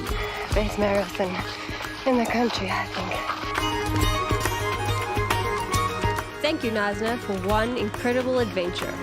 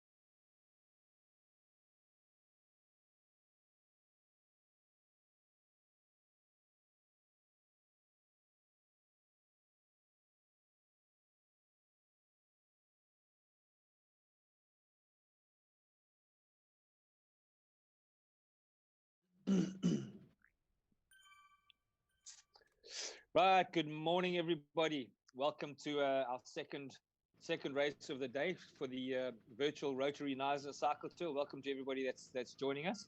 We've got the short race coming up. I've just got a couple of formalities which I'm going to read to you because I'm old and short-sighted. So it's just a little bit of a welcome from our sponsors. So, ladies and gents, the virtual Rotary Knysna Cycle Tour is brought to you by the Knysna Speed Festival and their event partners, namely Nutri-Tech, Seattle Coffee, Knysna Hollow Country Estate, Knysna On, Absolute Motion, Spurs Steak Ranches, Powerade, and Elite Marquees. My name is Tony Cook, and with me in the studio this morning for the second time is Robert Hill. Morning, Roberto. How are you? I'm good, thanks. Yourself, sir? Tip top. Ladies and gents, for those of you joining us for the first time, this weekend would have actually marked the 33rd running of the Knysna Cycle Tour. 33 years going. That's pretty awesome. Well done to our. That is impressive indeed in any field. So this would have actually marked the 33rd running of the Knysna Cycle Tour, but thanks to COVID-19, what's that? We've had to arrange and enjoyed arranging our first ever virtual Knysna Cycle Tour. So the Cycle Tour is traditionally the opening event of the whole Knysna Oyster Festival, which takes place during our South African winter school holidays and consists of both a mountain bike and a road event split up over the 2 days. The first Rotary Knysna Cycle Tour actually took place in 1987 as a project of the Knysna Rotary Club, which it was aimed at attracting visitors to Knysna to stimulate the local economy during our very slow, cold, rainy winter months in July. So outside it is indeed a little blustery and wintry, is it not, Robert? It is indeed. Blustery is, I think, an understatement. Yeah. It's certainly there's a little nip in the air. Over the past 32 years, ladies and gents, the Knysna Cycle Tour has actually developed into one of the biggest and most popular events on the national and regional winter cycling calendar, attracting between 4,000 and 6,000 cyclists over the weekend to Knysna annually, and it's a huge boost to the whole economy. So it's fantastic. So we'd actually like to thank everybody who's joining us virtually this morning, and we trust that you will enjoy this virtual experience from your homes, and we hope to see you guys at the real event next year in 2021. So this afternoon, in 7 minutes and 6 seconds exactly, we're going to be riding the shorter race of the Sand and Sequoias route here at the virtual Knysna Oyster Festival cycle ride. Rob, tell us a little bit about the ride. What are they doing this morning? What's happening? Okay, so we're within Watopia now. So Watopia is the map that we're in within ZWIFT. And Sand and Sequoias is a really nice route. It's one of the better routes in there. It's fairly flat going through the desert. You then go into the Titans Grove COM. So there's a short section where you sort of do. For the people out there who don't know COM, what's COM? King of the Mountain, or QOM, Queen of the Mountain. So you go through a little bit of undulating in the forests, pass by a couple of dinosaurs as one does, and then you hit the COM, which is it's about a 2.6 kilometer climb, averaging 2.2% gradient. Really, really nice climb, quite quick, quite hard if you're pushing it hard. Then you come back down the other side again, undulating back onto the flat and through to the finish. Could you? Sorry, I just missed the middle part. Could you repeat that? I got him. You're talking about a 2% gradient on the ride in one of the hills. Is that for the King of the Mountains? What's for the guys watching the virtual cycle tour? What is a 2% gradient today? What does that mean on a virtual scenario? Okay, so within ZWIFT, you cycle on what's called the smart trainer. So ZWIFT then gives instruction to the trainer to add or subtract pressure on the trainer or resistance on the trainer to simulate the hill. So when you hit a gradient, that simulates on the smart trainer. Now, just to give you an indication of what sort of percentage gradient is, so those of you who have been to Knysna, which hopefully all of you have, if you're going up Simola is an average of about sort of 8.8, 8.9%. It's about 1.6 kilometers in length. So this is 2.6 kilometers in length. So this would be longer. However, the percentage gradient for Simola is considerably more, probably around about 5 times more. So this is not a steep hill, but because you're racing it, obviously any percentage gradients in a race is quite tough. So if the guys are, if, for example, they're riding a virtual tour and they're on ZWIFT, how does Samola compare as a hill to something that in the Tour de France? When you say it's not long or it's not steep, if we've got the lowest category hill, which is a tiny bump in the Tour de France, for example, how does that relate? What is Samola? Is Samola a category 4 climb, a category 3 climb? Is it not even categorized? Is it? No, Samola, I think it might just come in as a category 4. I'm not actually sure if it is categorized at all. But if you had to sort of compare it to something like the Alpe d'Huez, which is probably the most infamous climb in the Tour de France, Alpe d'Huez is an average of about 9.4%, and you're looking at 14 kilometers. Samola is an average of around about the same, with only 1.6 kilometers. So okay, so if you want a rough idea, at the steepest part, Samola, that's sort of what Alpe d'Huez is, but for 20 Ks. Is that what makes it an out of category climb? No, I mean, the biggest challenge within Alpe d'Huez is the fact that it's got 21 switchbacks. And a lot of those switchbacks peak in at about 11 or 12% gradient. Okay, so it's turning switchbacks, which are really hard. That's going to hammer huge watts. If you had something like that on ZWIFT, your watts per kilogram and your output's going to go rise up hugely. Is that correct? They do have something like that in ZWIFT. They have an absolute simulation of Alpe d'Huez. It's called Road to Sky or Alpe d'Huez. Alpe d'Huez. Yeah. And that is an absolute mimic of Alpe d'Huez. Okay. Have you ridden Alpe d'Huez? I've ridden both Alpe d'Huez and Alpe d'Huez. Have you ridden the actual Alpe d'Huez? I have. Yes. Wow, how was it? Very, very cool. Tricycle, road bike, gravel bike, mountain bike, lots of gears. Lots of gears. Okay, so you're a reasonably accomplished rider. We're checking out patrons over there. How long did it take you to ride Alpe d'Huez? Sorry, Alpe d'Huez. Getting confused. Alpe d'Huez took me an hour and 15 minutes, which on a mountain bike I was quite happy with. I do think I could do it considerably faster if I was on a decent road bike. Alpe d'Huez, my fastest time I think is about 57 minutes. And just to give the mere mortals something to compare to, how long does it take the pro riders to do Alpe d'Huez? The Tour de France. Well, the leaders, Chris Froome and the boys, how fast are they going to go up there? The record up Alpe d'Huez is set by Marco Pantani, and he did a 43 minutes. Il Parate, that's the one. 43 minutes. Yeah. That's insane. On 20 Ks, that's huge.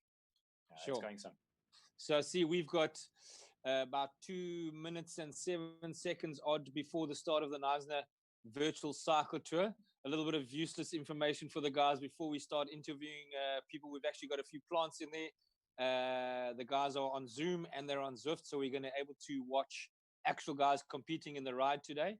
As I understand it, Rob, today it's one lap, fastest lap. This particular race, it's a shorter one, but it could be quite an intense one because basically we're going to have an actual winner. This is a meet, not a race. So today, with being one lap, the fastest time is going to be the winner. Is that correct? Correct, yeah. And because they don't have a second chance to do it, the strategy here has to be as fast as you can right from the go. Okay, so we might even have a little sprint finish this morning. Yeah, quite possibly. Well, all the guys riding there virtually this morning, we believe some of the guys from the 44 this morning, we had a small technical glitch, we weren't able to join, so we're hoping they've joined us now. If you've ever been to Knysna and ridden the actual Knysna Cycle Tour, just some information that I'm pretty sure no one out there knows, but it was actually dreamed up in 1987 odd by Mr. Andrew Finn and Pip Lawrence, who were sitting on a tugboat off the Teeson jetty on the Sir Alvain Vinton tugboat, and they were having a couple of beers, and they dreamt up this wonderful tour. So this tour itself, the virtual effort this morning, we're going to go live. We're starting in 30 seconds. I'm not going to count it down because you can count it down if you want, Rob. No, I'm good. Can we get one of our riders? Can we get Beardy Stew Face Lightly? Perhaps can we get him on screen so we can watch him start and have a chat to him before he starts the ride? Maybe he's going to give it horns from the word go. I'm not sure. Okay, I do believe we've got him. Stu, have we got comms with you? Yeah, I do. How's it going? Morning. Morning, Stu. Top. Morning. How are you? Not too bad. Got out of bed about half an hour ago. Stumbled through. Fell onto the bike. Stumbled through where, Mr. Lightly? From my bedroom. Are you in the garage? In my garage, yeah. We are on. Stuart, are you pushing power? I'm hoping so. Because you'll notice that Lee's ahead of you. Yeah. So our huge apologies to our spectators and viewers out there. Stuart's not very bright, so we're going to try and get him to, come to the party and get his technical side up and running. Stuart, we've ridden together many times. Are you with us now? Can we hear you? I'm with you. I'm just pushing out 300 and something watts at the moment, trying to catch Esterhazen again. So he's putting in a little bit of an effort. Ivan, our race director, can we get Stu lightly up on the screen so we can see his stats? And I'm believing, as far as I know, so whatever we've got on the screen, that's what our viewers are watching. So Stuart's pushing out 350 watts, 309 watts. Robert, is he working hard or is he lying to me? Well, he is working hard for sure. And his cadence is nice and high. Stuart generally rides with a pretty high cadence. So his cadence at the moment is about 113, 114, which is a high cadence, but that is natural to Stuart. He's pushing out just over 300 watts, which for Stuart is, as we can see, about 4.6 watts per kilogram. So yeah, he's working very hard. But I think there's a bit of a carrot up ahead for Stuart because Lee Esterhazen, who's another one of our local riders, is just up ahead. And I think that it would devastate Stuart for Lee to beat him. So a little bit of a carrot, you said. He's dangling it, so Stu's trying to catch him. I saw you said Stu was pushing out 4-point-something watts per kilogram. Tell our viewers, what does that mean? Is he working hard? What is watts per kilogram? Tell us what that means. Okay, so watts per kilogram is everything in cycling. So when you're on a flat, going up a hill, going downhill, your watts per kilogram is going to basically be how fast you're going. So if somebody at 50 kilograms in weight is pushing out 4 watts per kilogram, they're pushing out 200 watts. If somebody of 100 kilograms is pushing out 4 watts per kilogram, they're then pushing out 400 watts. They'll go up the hill at the same speed, but obviously the guy pushing out 400 watts is having to push out considerably more, and therefore it becomes unsustainable after a while. The pros are looking at probably around about 6.5, 7 watts per kilogram as an average in a race to be able to ride at sort of Tour de France level and that kind of thing. But on ZWIFT, it's an incredibly intense race. So the shorter races, you'll see that a lot of the guys, they're pushing out 6, 7, 8 watts per kilogram quite happily. And then an average in their races will be around about sort of 4.5, 5 watts per kilogram. So as I understand it, Stu is on screen now. So let's give the viewers a little bit of a taste. Stu, I'm going to ask you to just get out the saddle and give it horns for 5 seconds, and let's watch his wattage and his watts per kilo jump. Let's see what happens. Stu, his heart rate's up at 183, which I know is quite high. There he goes. So he's bumped the watts to over 400, and I see his watts per kilogram went up to 6. So we can see he's actually breathing now. So now's about the right time to ask Stuart to tell us about your childhood. Speak for 10, 12 minutes, Stu. Okay, so an interesting part. He can't hear us. Part of Stuart, if you watch Stuart is not inherently a sprinter. Stuart is an endurance rider. He can push out reasonably high wattage for a long period of time. And then if you compare him to somebody like myself, I'm more a sprinter. So for me to hold Stuart's wheel over a long period of time is very, very hard. But I can push out short periods of higher wattage. And in a race like this, that gives Stuart quite a distinct advantage because you need to push out consistent power. So in a camping solar scenario, we want Stu powering the lights and not yourself, because you were going to have bright lights for a very short period of time, and Stu, we can have lights all night if we give him enough beer. Yeah. Okay, we're going to let Stuart go. Thanks, Stu. We're going to catch up with you later. He looks like he's working quite hard. Thanks, brother. Much appreciated. Tell us what's happening on screen, Rob. I think it might be quite nice if we could go and speak to Lee. Lee is cycling just actually downstairs from us. There is no advantage gained by that. Just by the way, he just happens to be on a trainer downstairs. Lee is in the front. There's a nice group of 4 in the front. These guys are going very well.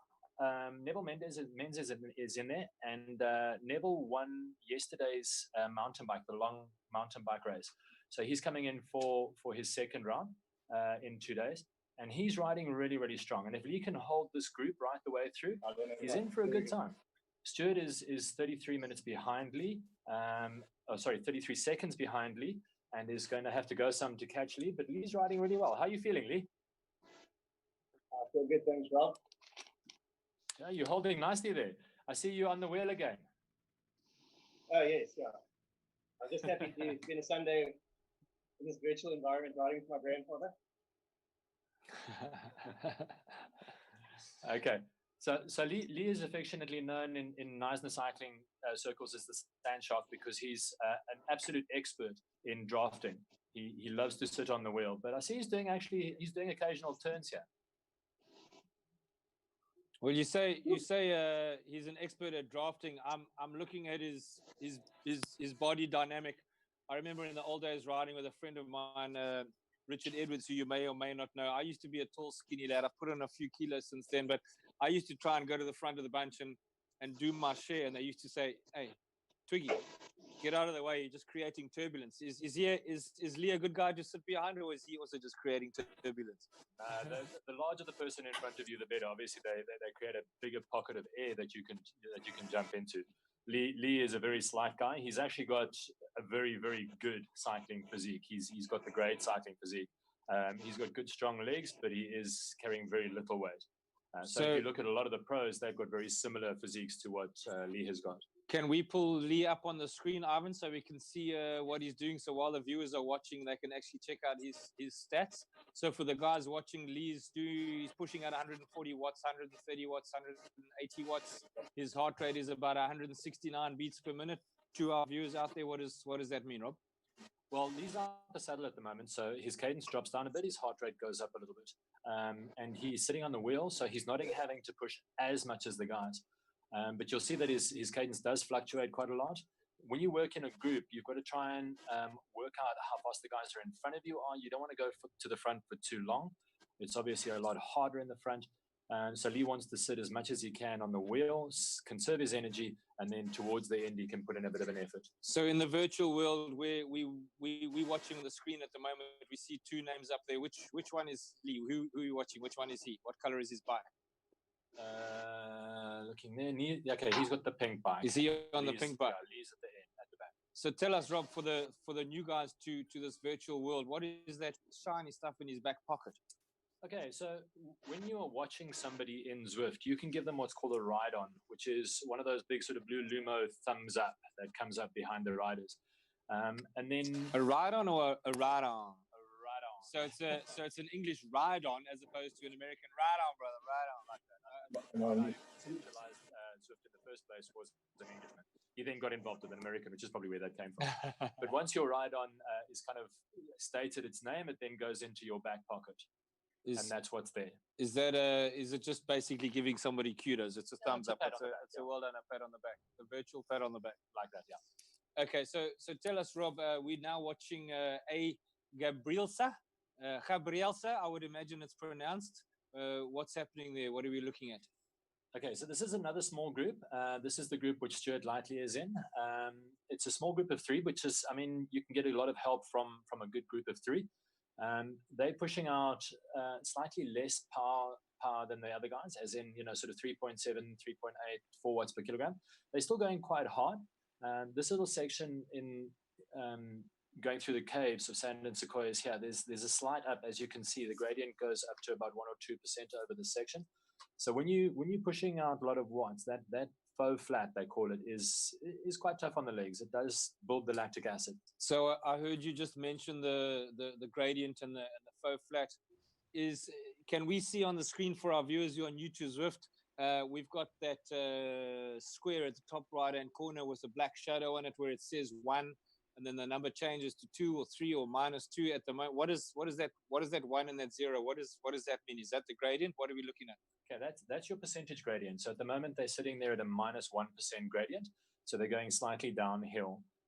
So can I interrupt you? So if it's got a negative in front of it, they're going downhill. If it's got a positive, they're going uphill. Correct. Yeah.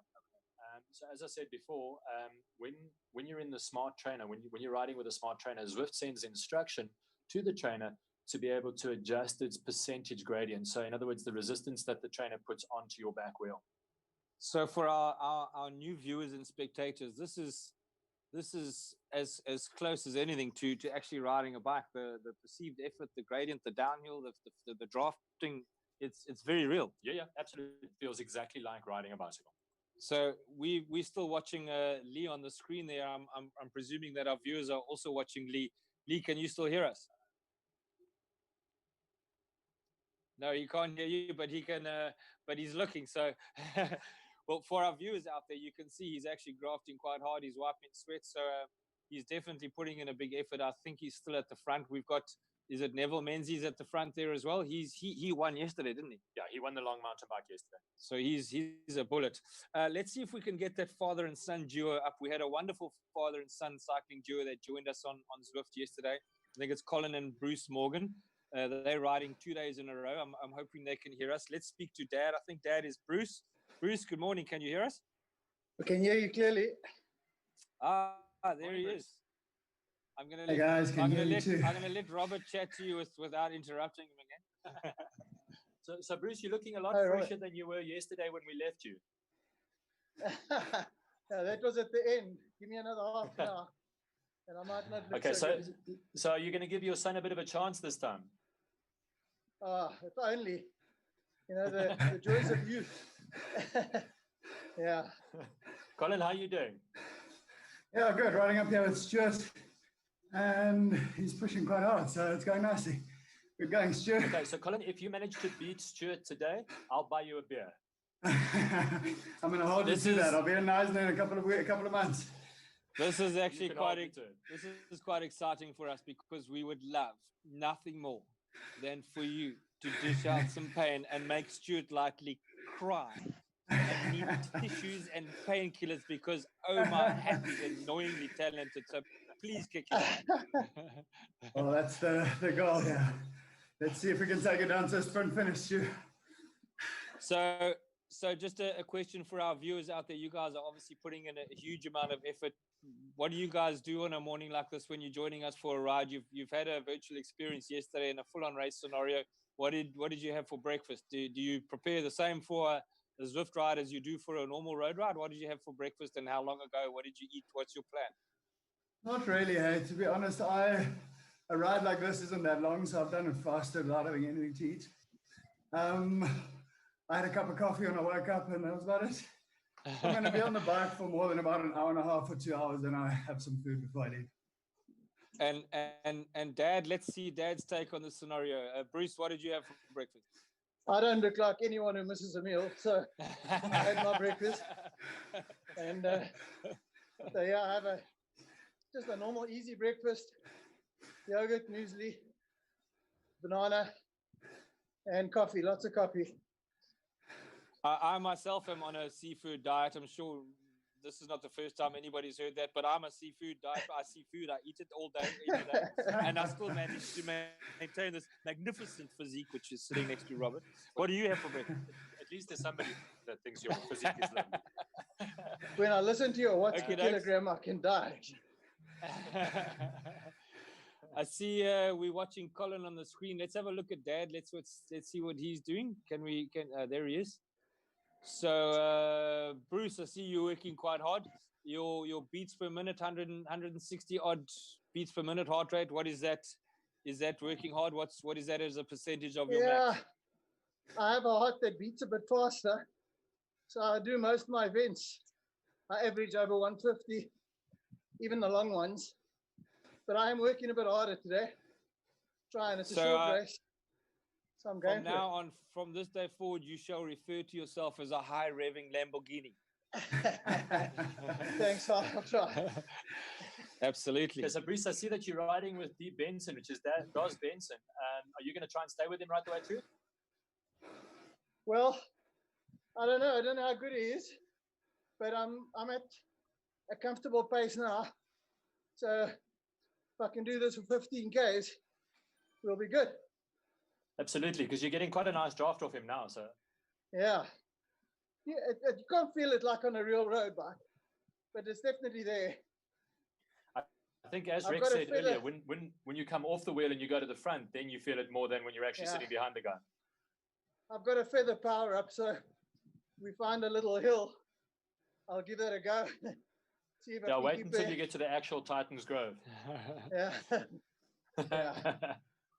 So, if you don't mind, we're gonna watch you for a while we chat over here.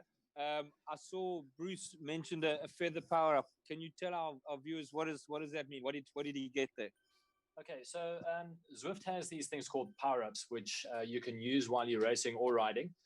Whenever you go over a start-finish line of any of the sectors within ZWIFT, it then allocates randomly a power-up to you. So the power-ups that we have here are the feather power-up, which is a climbing assist. It diminishes your weight for 15 seconds. We have It diminishes your weight. Yes. So as we've discussed before, the lighter you are, the more powerful you can then So you go a little bit faster just because you're pushing out the same amount of watts and you weigh a little bit less. Correct. You then have an aero power-up, which makes you more aerodynamic for 15 seconds, which obviously is one that you want to use on the flats. And then you have a drafting power-up, which is a power-up that allows you to benefit by about 15% more in the draft for 15 seconds. So it actually, we were speaking to Bruce, does it make any difference? I know in the real world, the faster you're going, the more beneficial. So if you're climbing up a hill and you're going really slowly, the drafting isn't that noticeable. But if you're cruising along at 40, 45, 50 Ks an hour in a bunch, the drafting effect is huge. Is it the same on ZWIFT? It is indeed. I mean, you wouldn't use a drafting power-up on a climb. You'd use a drafting power-up on the flat areas. And then you could literally just sit behind somebody with putting out considerably less wattage and then, So do you get to choose when to use your power-up? You choose when to use it. You don't choose which power-up you get. Okay, so you can, like, sort of in a gaming scenario, if you've done really well, you get rewarded and you can choose a power-up and the computer will decide which one you deserve. Correct, yeah. So you go under a start-finish line, and then the computer allocates randomly a power-up to you. It's like a little spin that goes through. And then if you do get the right power-up for the race that you're riding, you hold on to it for the right time. I've actually invented a thing at home yesterday afternoon, which is, I got the inspiration from your power-ups, but it decides if I've slept on the couch for half an hour, I get a pie or a chip or a biltong sandwich, possibly a burger. A power-ups, it just chooses which source of food to give me, and then miraculously my wife arrives with a burger or packet of chips. It's a good power-up system. What do you think? I think it sounds brilliant. It's not miraculous, but it is brilliant. Okay, let's go to the pointy end of the race and see what we're looking at. Ivan, he's taken us up the top there. Is Lee currently leading? Rob, what are we looking at? Okay, so Lee is up at the front. He's just Ish's, sorry. He's just taken a bit of a dig. He's going. So Lee's staying with him. And yeah, this is very much the pointy side of things. And these guys are going some. It's still the group of, it's now a group of 3 out front. So these guys have split things up a little bit. So Lee is managing to hold the front wheel, which is incredible. So Neville Menzies is still there. So as we kind of expected. And then we've got this this new guy in for this race, Eshes, which is, he's from New Zealand. Yeah, awesome. So we have some internationals. Can we pull up his figures? Will he be able to hear us or not? Or is he won't be able to hear us unless anyway? Well, let's just have a chat and I think Colin and Bruce know him. Is that correct? Bruce, can you still hear me? Yeah, that's right, guys. He's my epic partner. He used to be a suffer. He's living in New Zealand now. Okay, what's his first name so we don't have to call him Stephen Eaches. Stephen Eaches. There we go. Yeah. Okay. All right. Okay, Stuart's getting away. I'll turn that. That's a good indication, ladies and gents. It's actually a good indication of how realistic it is. If you're really grafting in real life, it's hard to talk. I can obviously talk anytime, anyway, because we usually can't stop you. So that's really Did my wife call me motor mouth yesterday? She did. She did. Yes. Not for the first time. Not for the first time. No. So it was Stephen Eaches. Yes. He's pushing out 345, 350 watts, 190 beats per minute. That's a unusually high heart rate. Yeah, I mean, heart rate does depend from individual to individual. Some people can function within a very high heart rate for a long period of time. In anybody's books, 191 is high, but these guys are putting out big effort. So this is the com. These 3 guys are obviously giving a good go to each other. I see Lee is struggling off the back a bit. He's dropped off a bit. So he's going to need to put in quite a big effort. Now you can see Lee's power to weight ratio then went above 7 to get him back on the group. He's now gone to the front. So these guys are working really, really hard together. And they should hit the actual com fairly soon. Which means they're going to be going up the hill, and then that's a timed com. So we want to see obviously what they are doing. So just to remind our viewers, the com is King of the Mountains. That's a block that we're looking at on the left. Have they actually started the King of the Mountains challenge, or has that time segment not yet started? No, we haven't started yet. They'll go over a line. You'll see there's a little beacon to the to the right-hand side with a little dotted line across the road, and that then denotes the actual start of the comp. So I think these guys were thinking that perhaps they had started the comp, but if one of them goes, you need to stay with him. So if the guy gets away off the front, even if you haven't started the comp, you've got to go. So this is a real life scenario, virtually being filmed. We've literally got a King of the Mountains coming up. They're gonna ride 2.6 Ks at an average gradient of 2.2%. Am I reading that correctly for our viewers out there? It is, but it'll be undulating. So obviously, sometimes it'll flatten out, and sometimes it'll kick up a bit. Okay, so the King of the Mountains is it's not a big mountain. It's more of an undulating climb. Is that correct? It is an undulating. He can't climb. multitask. So he's looking at something, and then his mouth goes bloop. He can't talk. I'm a Swiss Army wife. I can multitask, but Roberto seems to struggle with that. Are you a Swiss Army wife? You can't multitask. I'm most definitely not a Swiss Army wife, no. But I do try and multitask as much as I can. Okay, so we've got Menzies is now giving a bit of a dig at the front of this. Neville Menzies is giving a bit of a dig at the front. Now, Neville is obviously the guy that won the mountain bike race, the long mountain bike race yesterday. He's giving a good go. Lee is giving good chase. He's up to 7 watts per kilogram. So he's going to be hurting now. He's going to be hurting properly. So if I'm reading this correctly, Neville's pushing. He was pushing 400 watts briefly just now, but he was up at 5.36 watts per kilogram. He's clearly giving it horns, isn't he? Yeah, he's now up, and he knows he's got a bit of a gap on the guys behind him, but he's going to maintain that. He's going to keep going as hard as he possibly can. He's sitting around about 5 watts per kilogram, which is going some. That's good power. So let's just remind the viewers out there while Ian Shrosby scratches around in the short biscuit. I can hear the packet wrinkling over there. He's busy putting shortcake into his mouth. And I'm tapping my knee. You see, I'm getting nervous. So we're about 14.7 Ks into the ride. Just remind our viewers, it's about a 22K lap. Is that correct? Yeah, just short of a 22K lap. Yeah. So Neville's got sort of roughly in 200 meters, he's got about 7 Ks to go. Is that correct? Yeah, pretty much. But I mean, obviously for him, the hardest part is now coming down the other side of the route. He's going to be able to if he just gets a good consistent power, then the other guys are going to struggle to beat him. Lee's managed to break away from Sean. So he's now 9 seconds behind, but Neville has got himself a good gap. This is a good gap. Should we see if we can get Lee on screen and see how it's going at the pointy end of the race? Let's see if he's able to talk. I sincerely doubt he'll be talking much now. Well, let's annoy him anyway. Let's pull him up. Our viewers want to see somebody working. We got to say goodbye to Bruce. Cheers, Bruce. We'll chat to you later. Lee, can you hear us? Yeah. Can hear you. How are you doing, Lee? No, Dave. Rob says you can't talk and ride at the same time. Is that true? Seems he's right. Okay, we've gone to monosyllabic answers. He's clearly working quite hard. We can see he's red in the face. So we're going to leave him alone. Let's go and go, Lee. You're actually doing really well. You're right up there at the front. He's pushing 4.4 watts per kilogram. He's riding nicely. It will be nice for one of our locals to give Neville a run for his money this morning. Absolutely. Tone, we also have a husband and wife pairing in here as well. Unfortunately, we don't have them on the line, but we've got Dan and Gavin Lottering. So this is Dan up front now. Sorry, Dawn, my bad. Dawn and Gavin Lottering.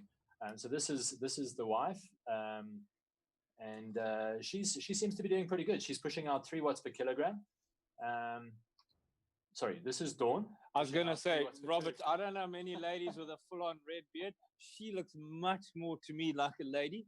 Okay, so now if we look at her, you can see that she's an accomplished Zwifter. Okay, so the hat on there, obviously it's a bit iconic within the Zwift environment. She's got really nice shoes that she's had to unlock, and the bike that she's riding is affectionately known within the Zwift community as the Zwift Neo bike. In order to unlock that bike, you have to have climbed. You enter the Everesting challenge, and then you continue climbing. You have to have climbed 50,000 meters within Zwift to unlock that bike. So she's been there for a while. So just to understand for our Zwifters out there who are new to it or are spectators, in a gaming scenario, you're getting rewarded for the amount of climbs you do and how many miles you do. Just like in real life, if you're a really good cyclist and you do really well, you possibly pick up a sponsor and you get a better bike and better shoes. Is that what's happening there? Absolutely. She's climbed, did you say, more than ever? She's entered the Everest challenge? What is that? So when you join ZWIFT, they offer you a number of different challenges that you can do, just as kind of an added incentive to ride within. And one of the ones that you can do is the Everesting challenge. Now, Everest, as we know, is a fairly high mountain. It's just short of 9,000 meters. So you do the Everesting challenge. Once you finish the Everesting challenge, you carry on climbing. And you have to have climbed 50,000 meters total accumulated before you can unlock that bike. Okay, so as you said, she's an accomplished Zwifter and probably a very good rider in real life as well to have climbed that much on Zwift. Well, absolutely. I mean, she's sitting there. She's got 3.3 watts per kilogram that she's pushing out, and she's been pushing that out consistently while we've been watching her. And you know, in order for somebody to consistently push out 3.3, you've got to know what you're doing. Am I understanding this correctly by looking at the screen? Is she from the UK? Yes. Is she currently riding in the UK? Do we know that? We don't know. We don't know. But she's British or Great Britain, let's call it. And her husband, what is his flag there? I can't actually see it. Is that a South African flag? Yeah. So more than likely she's British, but probably based here, I would imagine. I'm guessing. I'm assuming. Well, either that or she's riding in England and he's South African and they've relocated. Okay. So we've got some times up on there, the Titans Grove, King of the Mountains. What are we looking at? Explain to us what's happening there. Lee looks like he's doing quite well. What's happening there? So Neville set the fastest time at 4:14, which is a good time. Slightly slower than the race before, so the longer race earlier today, but still an exceptionally good time. 4:14 is a good time for that time. Lee's a little bit behind him, 16 seconds behind him, but still 4:30 is a very, very good time. Let's have a look and see if we can get, because let's leave Lee alone because he's actually working very hard right at the pointy end of the race. Let's call up Mr. Likely. He's currently lying in 1, 2, 3, 4, about sort of our 5th position. Let's see if we can get him on the video and see how he's doing. Okay, well, apparently he decided to give it a bit of a burst, and unfortunately Collins lost his wheel, so my beer is safe. Stuart Lightly, can you hear us? Yeah, just. Oh, he's de-robed. He certainly looks. Have you been spending some time in the sun that we don't know about? You're looking a little red in the face there, Stu. You're working quite hard. Big up. I think you need to turn your volume up. If I shout any louder, these guys are going to go mad. Okay, so Stuart's working quite hard. He's pushing out 4 watts per kilogram at the moment, about 281 watts. And I mean, Stuart has got the potential to go a lot harder, but then unfortunately during lockdown, Stuart didn't have the avail of any of the trainers that we've got. So he didn't do a lot of cycling during lockdown. So while he's riding incredibly well, this is not 100% of Stuart's potential. He's got the potential to go a lot harder. So some useless information that I've learned. If you take the sport of running and the sport of cycling, most runners can ride. But if you take a cyclist and put them on the road, they're generally not such good runners. What I did notice about Stuart, he's actually a very accomplished runner. He ran a full-on marathon and a half marathon in his driveway during lockdown. Stu, how was that? Cuck. Can you hear it? That was very bad. I will freely admit that I tried to attempt that myself, but my knees just said, not going to happen. Yeah, so I saw his marathon and half marathon attempts on Strava, and it looked like a little child had literally just taken a crayon and gone up and down about 3 million times. I do remember his pace. Stu, your pace was around about 5 minutes something per K, which on any run is going, especially for a man of your age. You know, you are aging, you're getting a bit older, you must be nudging 50, eh? Almost. Just a bit younger than you.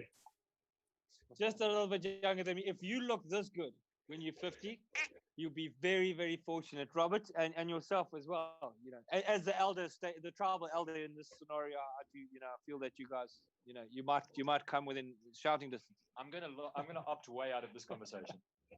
Okay, let's talk cycling again. Stu, we're gonna let you ride. We're gonna keep you on the screen just so the viewers can see you, if you don't mind. Thanks so much. He's putting out a huge amount of effort. He looks like he's working hard. Yeah, he is. How far behind Neville is he? We've got Neville in front of us. He's finished his lap. He's won it. He's done an exceptionally good time. I mean, he's pushed out amazing power for the whole thing. And he's still pushing out 4.5 watts per kilogram. So Lee's dropped behind a bit. He's 45 seconds behind, but Lee's still doing well. He's managed to separate himself. So he's if he keeps it up the way he's going at the moment, he's going to get himself a second place. So do we have a time for Neville's lap? Did we take a screenshot there? We don't know yet. Okay. So I mean, he'll be coming in, just judging by what I saw there, he'll be coming in at around about 29 minutes for the lap, which is an amazing time. It is very, very good time. So Stuart's actually now pushing out 4 watts per kilogram, 3.5 watts per kilogram. We're watching Lee on the screen. He's what's Lee pushing out 5 watts per kilogram. He's working quite hard as well. He's working very hard. Lee is very light. So like if you had to compare it, for instance, to myself, in order to push out that kind of power, Lee would have to probably push out 30% less power to get that watts per kilogram. And I see his heart rate's actually quite high as well. Does you know Lee quite well? What is that as a percentage of his max? 188 beats per minute. I know if I was pushing 188 beats per minute, that's pretty much I'm running upper mine shaft, battling against the 20-foot tidal wave. Well, I mean, if you have to compare that to me, I mean, he was at 88 beats per minute there. So that would be 105% of my heart rate. So I'd be pretty much in hospital. But Lee is a lot younger. His heart rate is a little bit more. So I don't know his maximum heart rate offhand, but I would suggest that that's probably in the region of about 95 to 96% of his maximum. So he's pushing out 300 watts with a heart rate of 190 beats per minute. I see on the left there his revs. His cadence 84, is that high or low? As a lighter, taller, slim, skinny guy, is that quite a high cadence? No, not at all. I mean, that's round about target area. So in a lot of research that's been done about cadence, they found that the optimum cadence, if you globalize the population, the optimum cadence is round about 81 revs per minute. But it is very much an individual thing. So you've got guys like Chris Froome who do 110 cadence, and you've got guys like Nairo Quintana who do 75 cadence. So it is very much an individual thing, but sort of as a global norm, around about 80 to 90 revs per minute is a good cadence. Okay, so the guys are all putting in quite a bit of effort because they're sitting at 3.5, 4 watts per kilogram, and we're watching our New Zealand friend, Mr. Peaches Eaches. Was it Sean or Stephen? Sean Eaches. Stephen, I think it was Stephen, wasn't it? Yeah. Yeah, you called him Sean. Sean the prawn. You're going to call him Stephen from New Zealand. He's pushing out 160 watts. His heart rate's also very high. These guys, I'm assuming, are a bit younger. He's doing quite well. He's currently lying in second position. Am I reading that correctly? Yeah. So that top right. He was in third. He came across in third. The other guys have finished the meetup, so they're out of it now. So he's coming to the end of the meetup. Is Stuart still riding, or has he finished? Yeah. Stuart is still riding. So they're just about to come to the end of the meetup now. So we're watching Stuart. It's 20.9 kilometers that he's currently ridden, 170 meters of climbing. Oh no, that's Mr. Lottering. Can we stay on Stu for a few seconds? Let's just see how he does, because the viewers are probably, they can see him. So according to what I'm reading there, am I watching it correctly? He's got about 900 meters to go before the finish. Yeah, about that. He's pretty close. So Stu, so just as a nice little add in there, we were talking about the husband and wife pairing earlier of Dawn and Gavin Lottering. If we have a look at the leaderboard, we can see that Dawn is actually ahead of Gavin. So you were mentioning earlier about being chicked, but can you imagine being chicked by your wife? So for the viewers out there, if they didn't see the previous episode, what is it to be chicked, Rob? Well, as a guy, it's to be beaten by a girl. And there are certain girls, I mean, I know myself, there are certain girls which I'm quite happy to lose to. We were interviewing Ashley Morman-Pasio earlier, and I concede 100% that I will get beaten by her. But I must admit, if my wife or girlfriend had to beat me, that might be a very different story. So Jude, start training. We cannot wait for you to beat Roberto on a bicycle. I know they rode the Argus together this year. You guys rode together, didn't you? Was that Jude's last year? Was that Jude's first Argus? No. She's done, I think, 4 or 5 now. Okay. So Rob is a good man. He rides with his wife. Stuart rides with his pet poodle. He's got a poodle called Fluffy. It looks a little bit like an alligator. Stu, what can you say about Fluffy? Because he's near the end of his ride. I'm trying to make him speak. he's put in a good burst at the end there, so he's breathing through orifice. Has he finished yet? He hasn't finished yet. Is he out? If the viewers can watch, Stu is he's bleeding. He's turned the taps on. He's got sweat dripping off all over himself. He looks like he's given it a huge effort. Well done, Stu. Thanks for joining us this morning. Thanks. I can't say it was fun. Yeah, so all the viewers out there, as you can see, it's a hell of a lot like riding a normal bike. You put in huge effort and you're training hard. Absolutely. I mean, if we can go back to Colin Morgan. Now, Colin and I had a little bit of a deal that he was going to try and beat Stuart, and that I was going to buy him a beer. But unfortunately, he lost Stuart's wheel. Colin, are you there? Yeah, how's it guys? Stu's smiling. I tell you what, Colin, next time you come into Knysna, give me a shot and I'll buy you a beer anyway. Awesome, I'll definitely take you up on that, man. Guys, this really has been fantastic. Thank you, guys. No, you're most welcome. We'd like to thank you and your dad for joining us and letting us intrude into your living room on your bikes. It's really nice for the viewers to be able to see that you guys are working so hard, and a father and son cycling duo. That's epic. Thank you, Bruce. Thank you, Colin. Bruce, how are you feeling? Absolute pleasure, guys. Now I'm feeling good. I just can't believe I've still got 5Ks to go. 4.5 Ks in next week. It's crazy. But it's fairly flat, so you should be good. Thanks. I'll go for it. No, it's been good. Thank you, guys. This has been awesome. Thank you. I've become very good at reading signs and body language, and your son has promised to buy you a 6-pack of ice cold beer, 3 cheeseburgers and a slice of pizza, followed by a beef Wellington this evening. So you have a son of note. Thank you, Bad. I appreciate that. Not that I need any more burgers, but it's all good. Yeah, we want to thank you guys for helping us out and allowing us to video you. Much appreciated. We hope you enjoy the rest of the weekend, and it would be wonderful to actually see you and meet you guys next year at the actual cycle tour. When we're up in Knysna, we'll look you guys up. Good man. Look forward to having a beer. So going back to the race, we've got Dawn Lottering, who is now finished. Dawn, we think, is the first of the ladies to finish, and we can confirm that we did beat her husband. Okay. So these are the times for the Fuego Flats. So Dawn, for the sprint, got a time of 47:14, which for the sprint is a very good going. That's exceptional. And I see Mr. Badenhorst and our local boy Lee Esterhazen. He was only 3 seconds off. 40 is that 40 minutes? 40 seconds?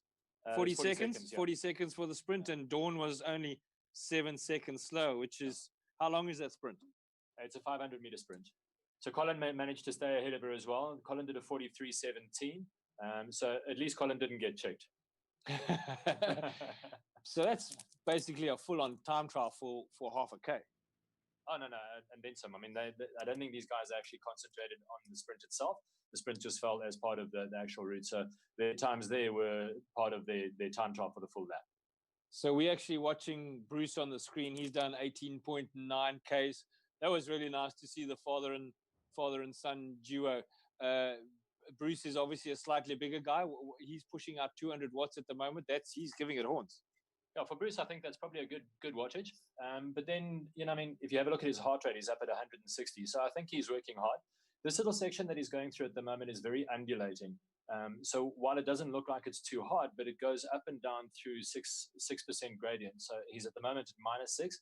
And you'll see now when he goes up this next little undulation, it'll go up to sort of 6 or 7% gradient.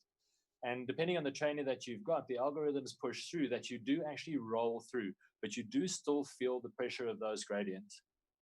Yeah, and undulating roads are actually, in my opinion, I'd much prefer a long, straight, windy climb. Ivan, our race director, wants a downhill. When I used to ride, I loved the climbs. I would just attack the hills. It was just, I enjoyed it. I loved being up there. I was a really bad descender. Undulating roads is my worst nightmare. An undulating road in ZWIFT that's quite hard, isn't it? Yeah, absolutely. We're going to tell them about your stunt on the Epic. Ivan's wanting me to tell you a story. I was trying to show off. We were coming into the feeding zone at one of the water points, so I decided to show off and stand up on my handlebars and go, "Ooh!" And I was giving high five to the kids, and one of the guys grabbed my hand, and I fell from the top of my handlebar with the camera rolling and hit the deck really, really hard. Everybody laughed. I took a bow, I acted nonchalantly, rode round the corner, and like almost burst into tears, fell over. It was so painful, but there's no way I was going to let anybody know. Yeah, good fun. Don't show off because you will come short. Been there, done that, got the T-shirt. I think most of us have at some point in our lives. So we're watching Bruce on the screen. He's got about 2Ks to go. And we're being told by our directors that we've got about 5 minutes to wrap up because we've got our leaders, we've got our winners. We're going to end our virtual cycle tour. So Rob, what can you tell our viewers as we round up a wrap up for our whole weekend of ZWIFTing? Well, I mean, first off, thank you very much for all the cyclists that took part. It's a bit of a benchmark, this kind of thing. It's very much in its infancy, and it's very much something that we're trying to get going.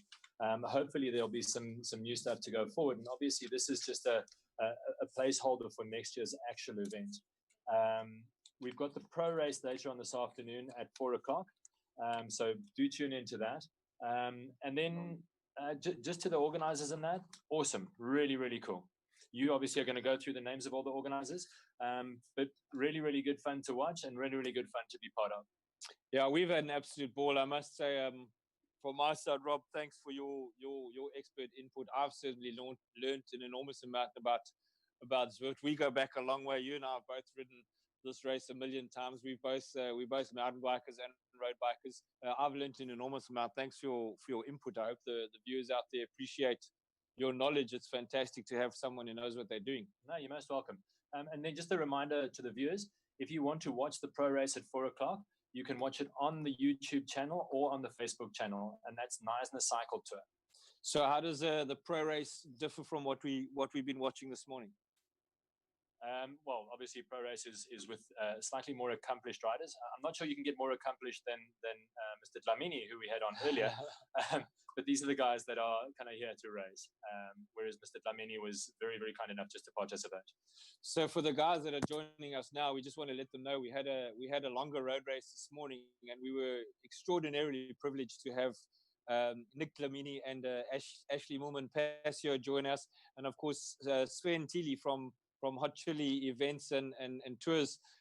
He's a hugely influential guy in the world of cycling, and he's the guy who actually arranged it all and made it possible for us to have world-class UCI ranked riders here this morning. That was actually really, really awesome. That was amazing, and they gave freely of their time, and that was wicked. Oh, it was exceptional. I mean, I've got a huge fondness for Ashley. I think she's an amazing person and an incredible cyclist. I mean, she was at one stage. I don't know if she is at the moment. But she was at one stage ranked eighth in the world amongst an incredibly competitive female field. And then Nick, obviously, we found out today that he's going to be part of the Pro Tour team doing one of the 3 Grand Tours this year.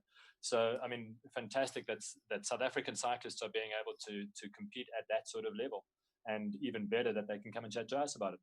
Yeah. So for some of our viewers who aren't there, the absolute top echelon of cycling, road cycling, if you're talking about the Grand Prix Formula One of motor racing in cycling terms, the Grand Tours, the Vuelta, the Giro d'Italia, and of course the Tour de France, that is the absolute pinnacle of cycling. There's only 3 Grand Tours as far as I know.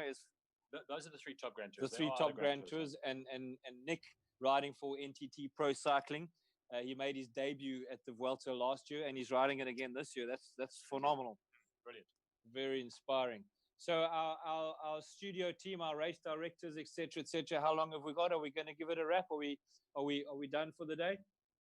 Okay, ducks. So, ladies and gents, we're going to wrap up our virtual Knysna Cycle Tour. Huge thanks to all our cyclists that participated. Everybody that very kindly allowed us to intrude on their privacy and video them and let the world out there watch them cycling.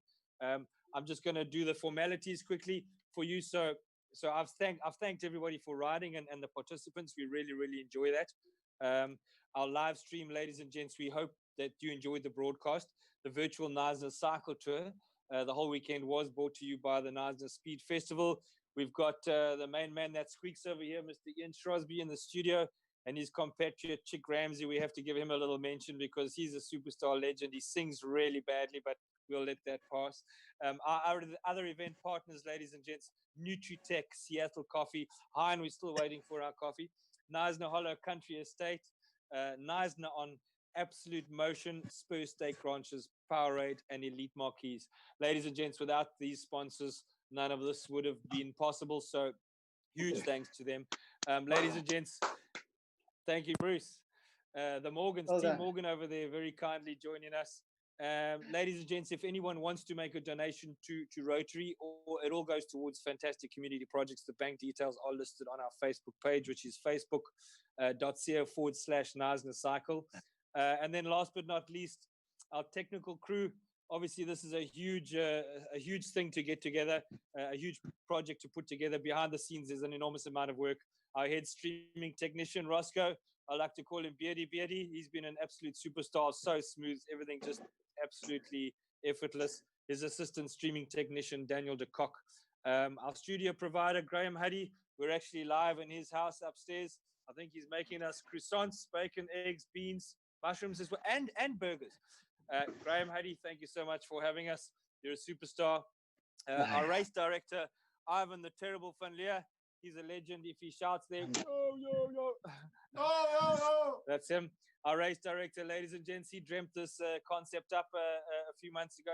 So huge kudos to him. A ride on. And last but not least, Emma Kilsner, our techno guru sitting next to me here, who makes all the videos and the streaming and everything happen. She's an absolute legend. And then last but not least, to all our test dummies who are out there with the hours of preparation that we all put in. We did have quite a few meets and tests and to see what works and what doesn't work. So thanks to all our test dummies out there. Ladies and gents, I'm going to wrap up. We've had an absolute blast. Rob Hill from Personal Best Cycling, you're a superstar, my friend. Awesome. I asked him very late minute to join me here, and I'm so glad I did. It was the best thing we could ever have done. His expert knowledge has been amazing. Thanks, Rob. You're most welcome. Ladies and gents, from me, Tony Cook, and the Knysna Virtual Cycle Tour and the rest of the team, that's a wrap. Thanks very much. See you next year, 2021. Rock on. Cheers.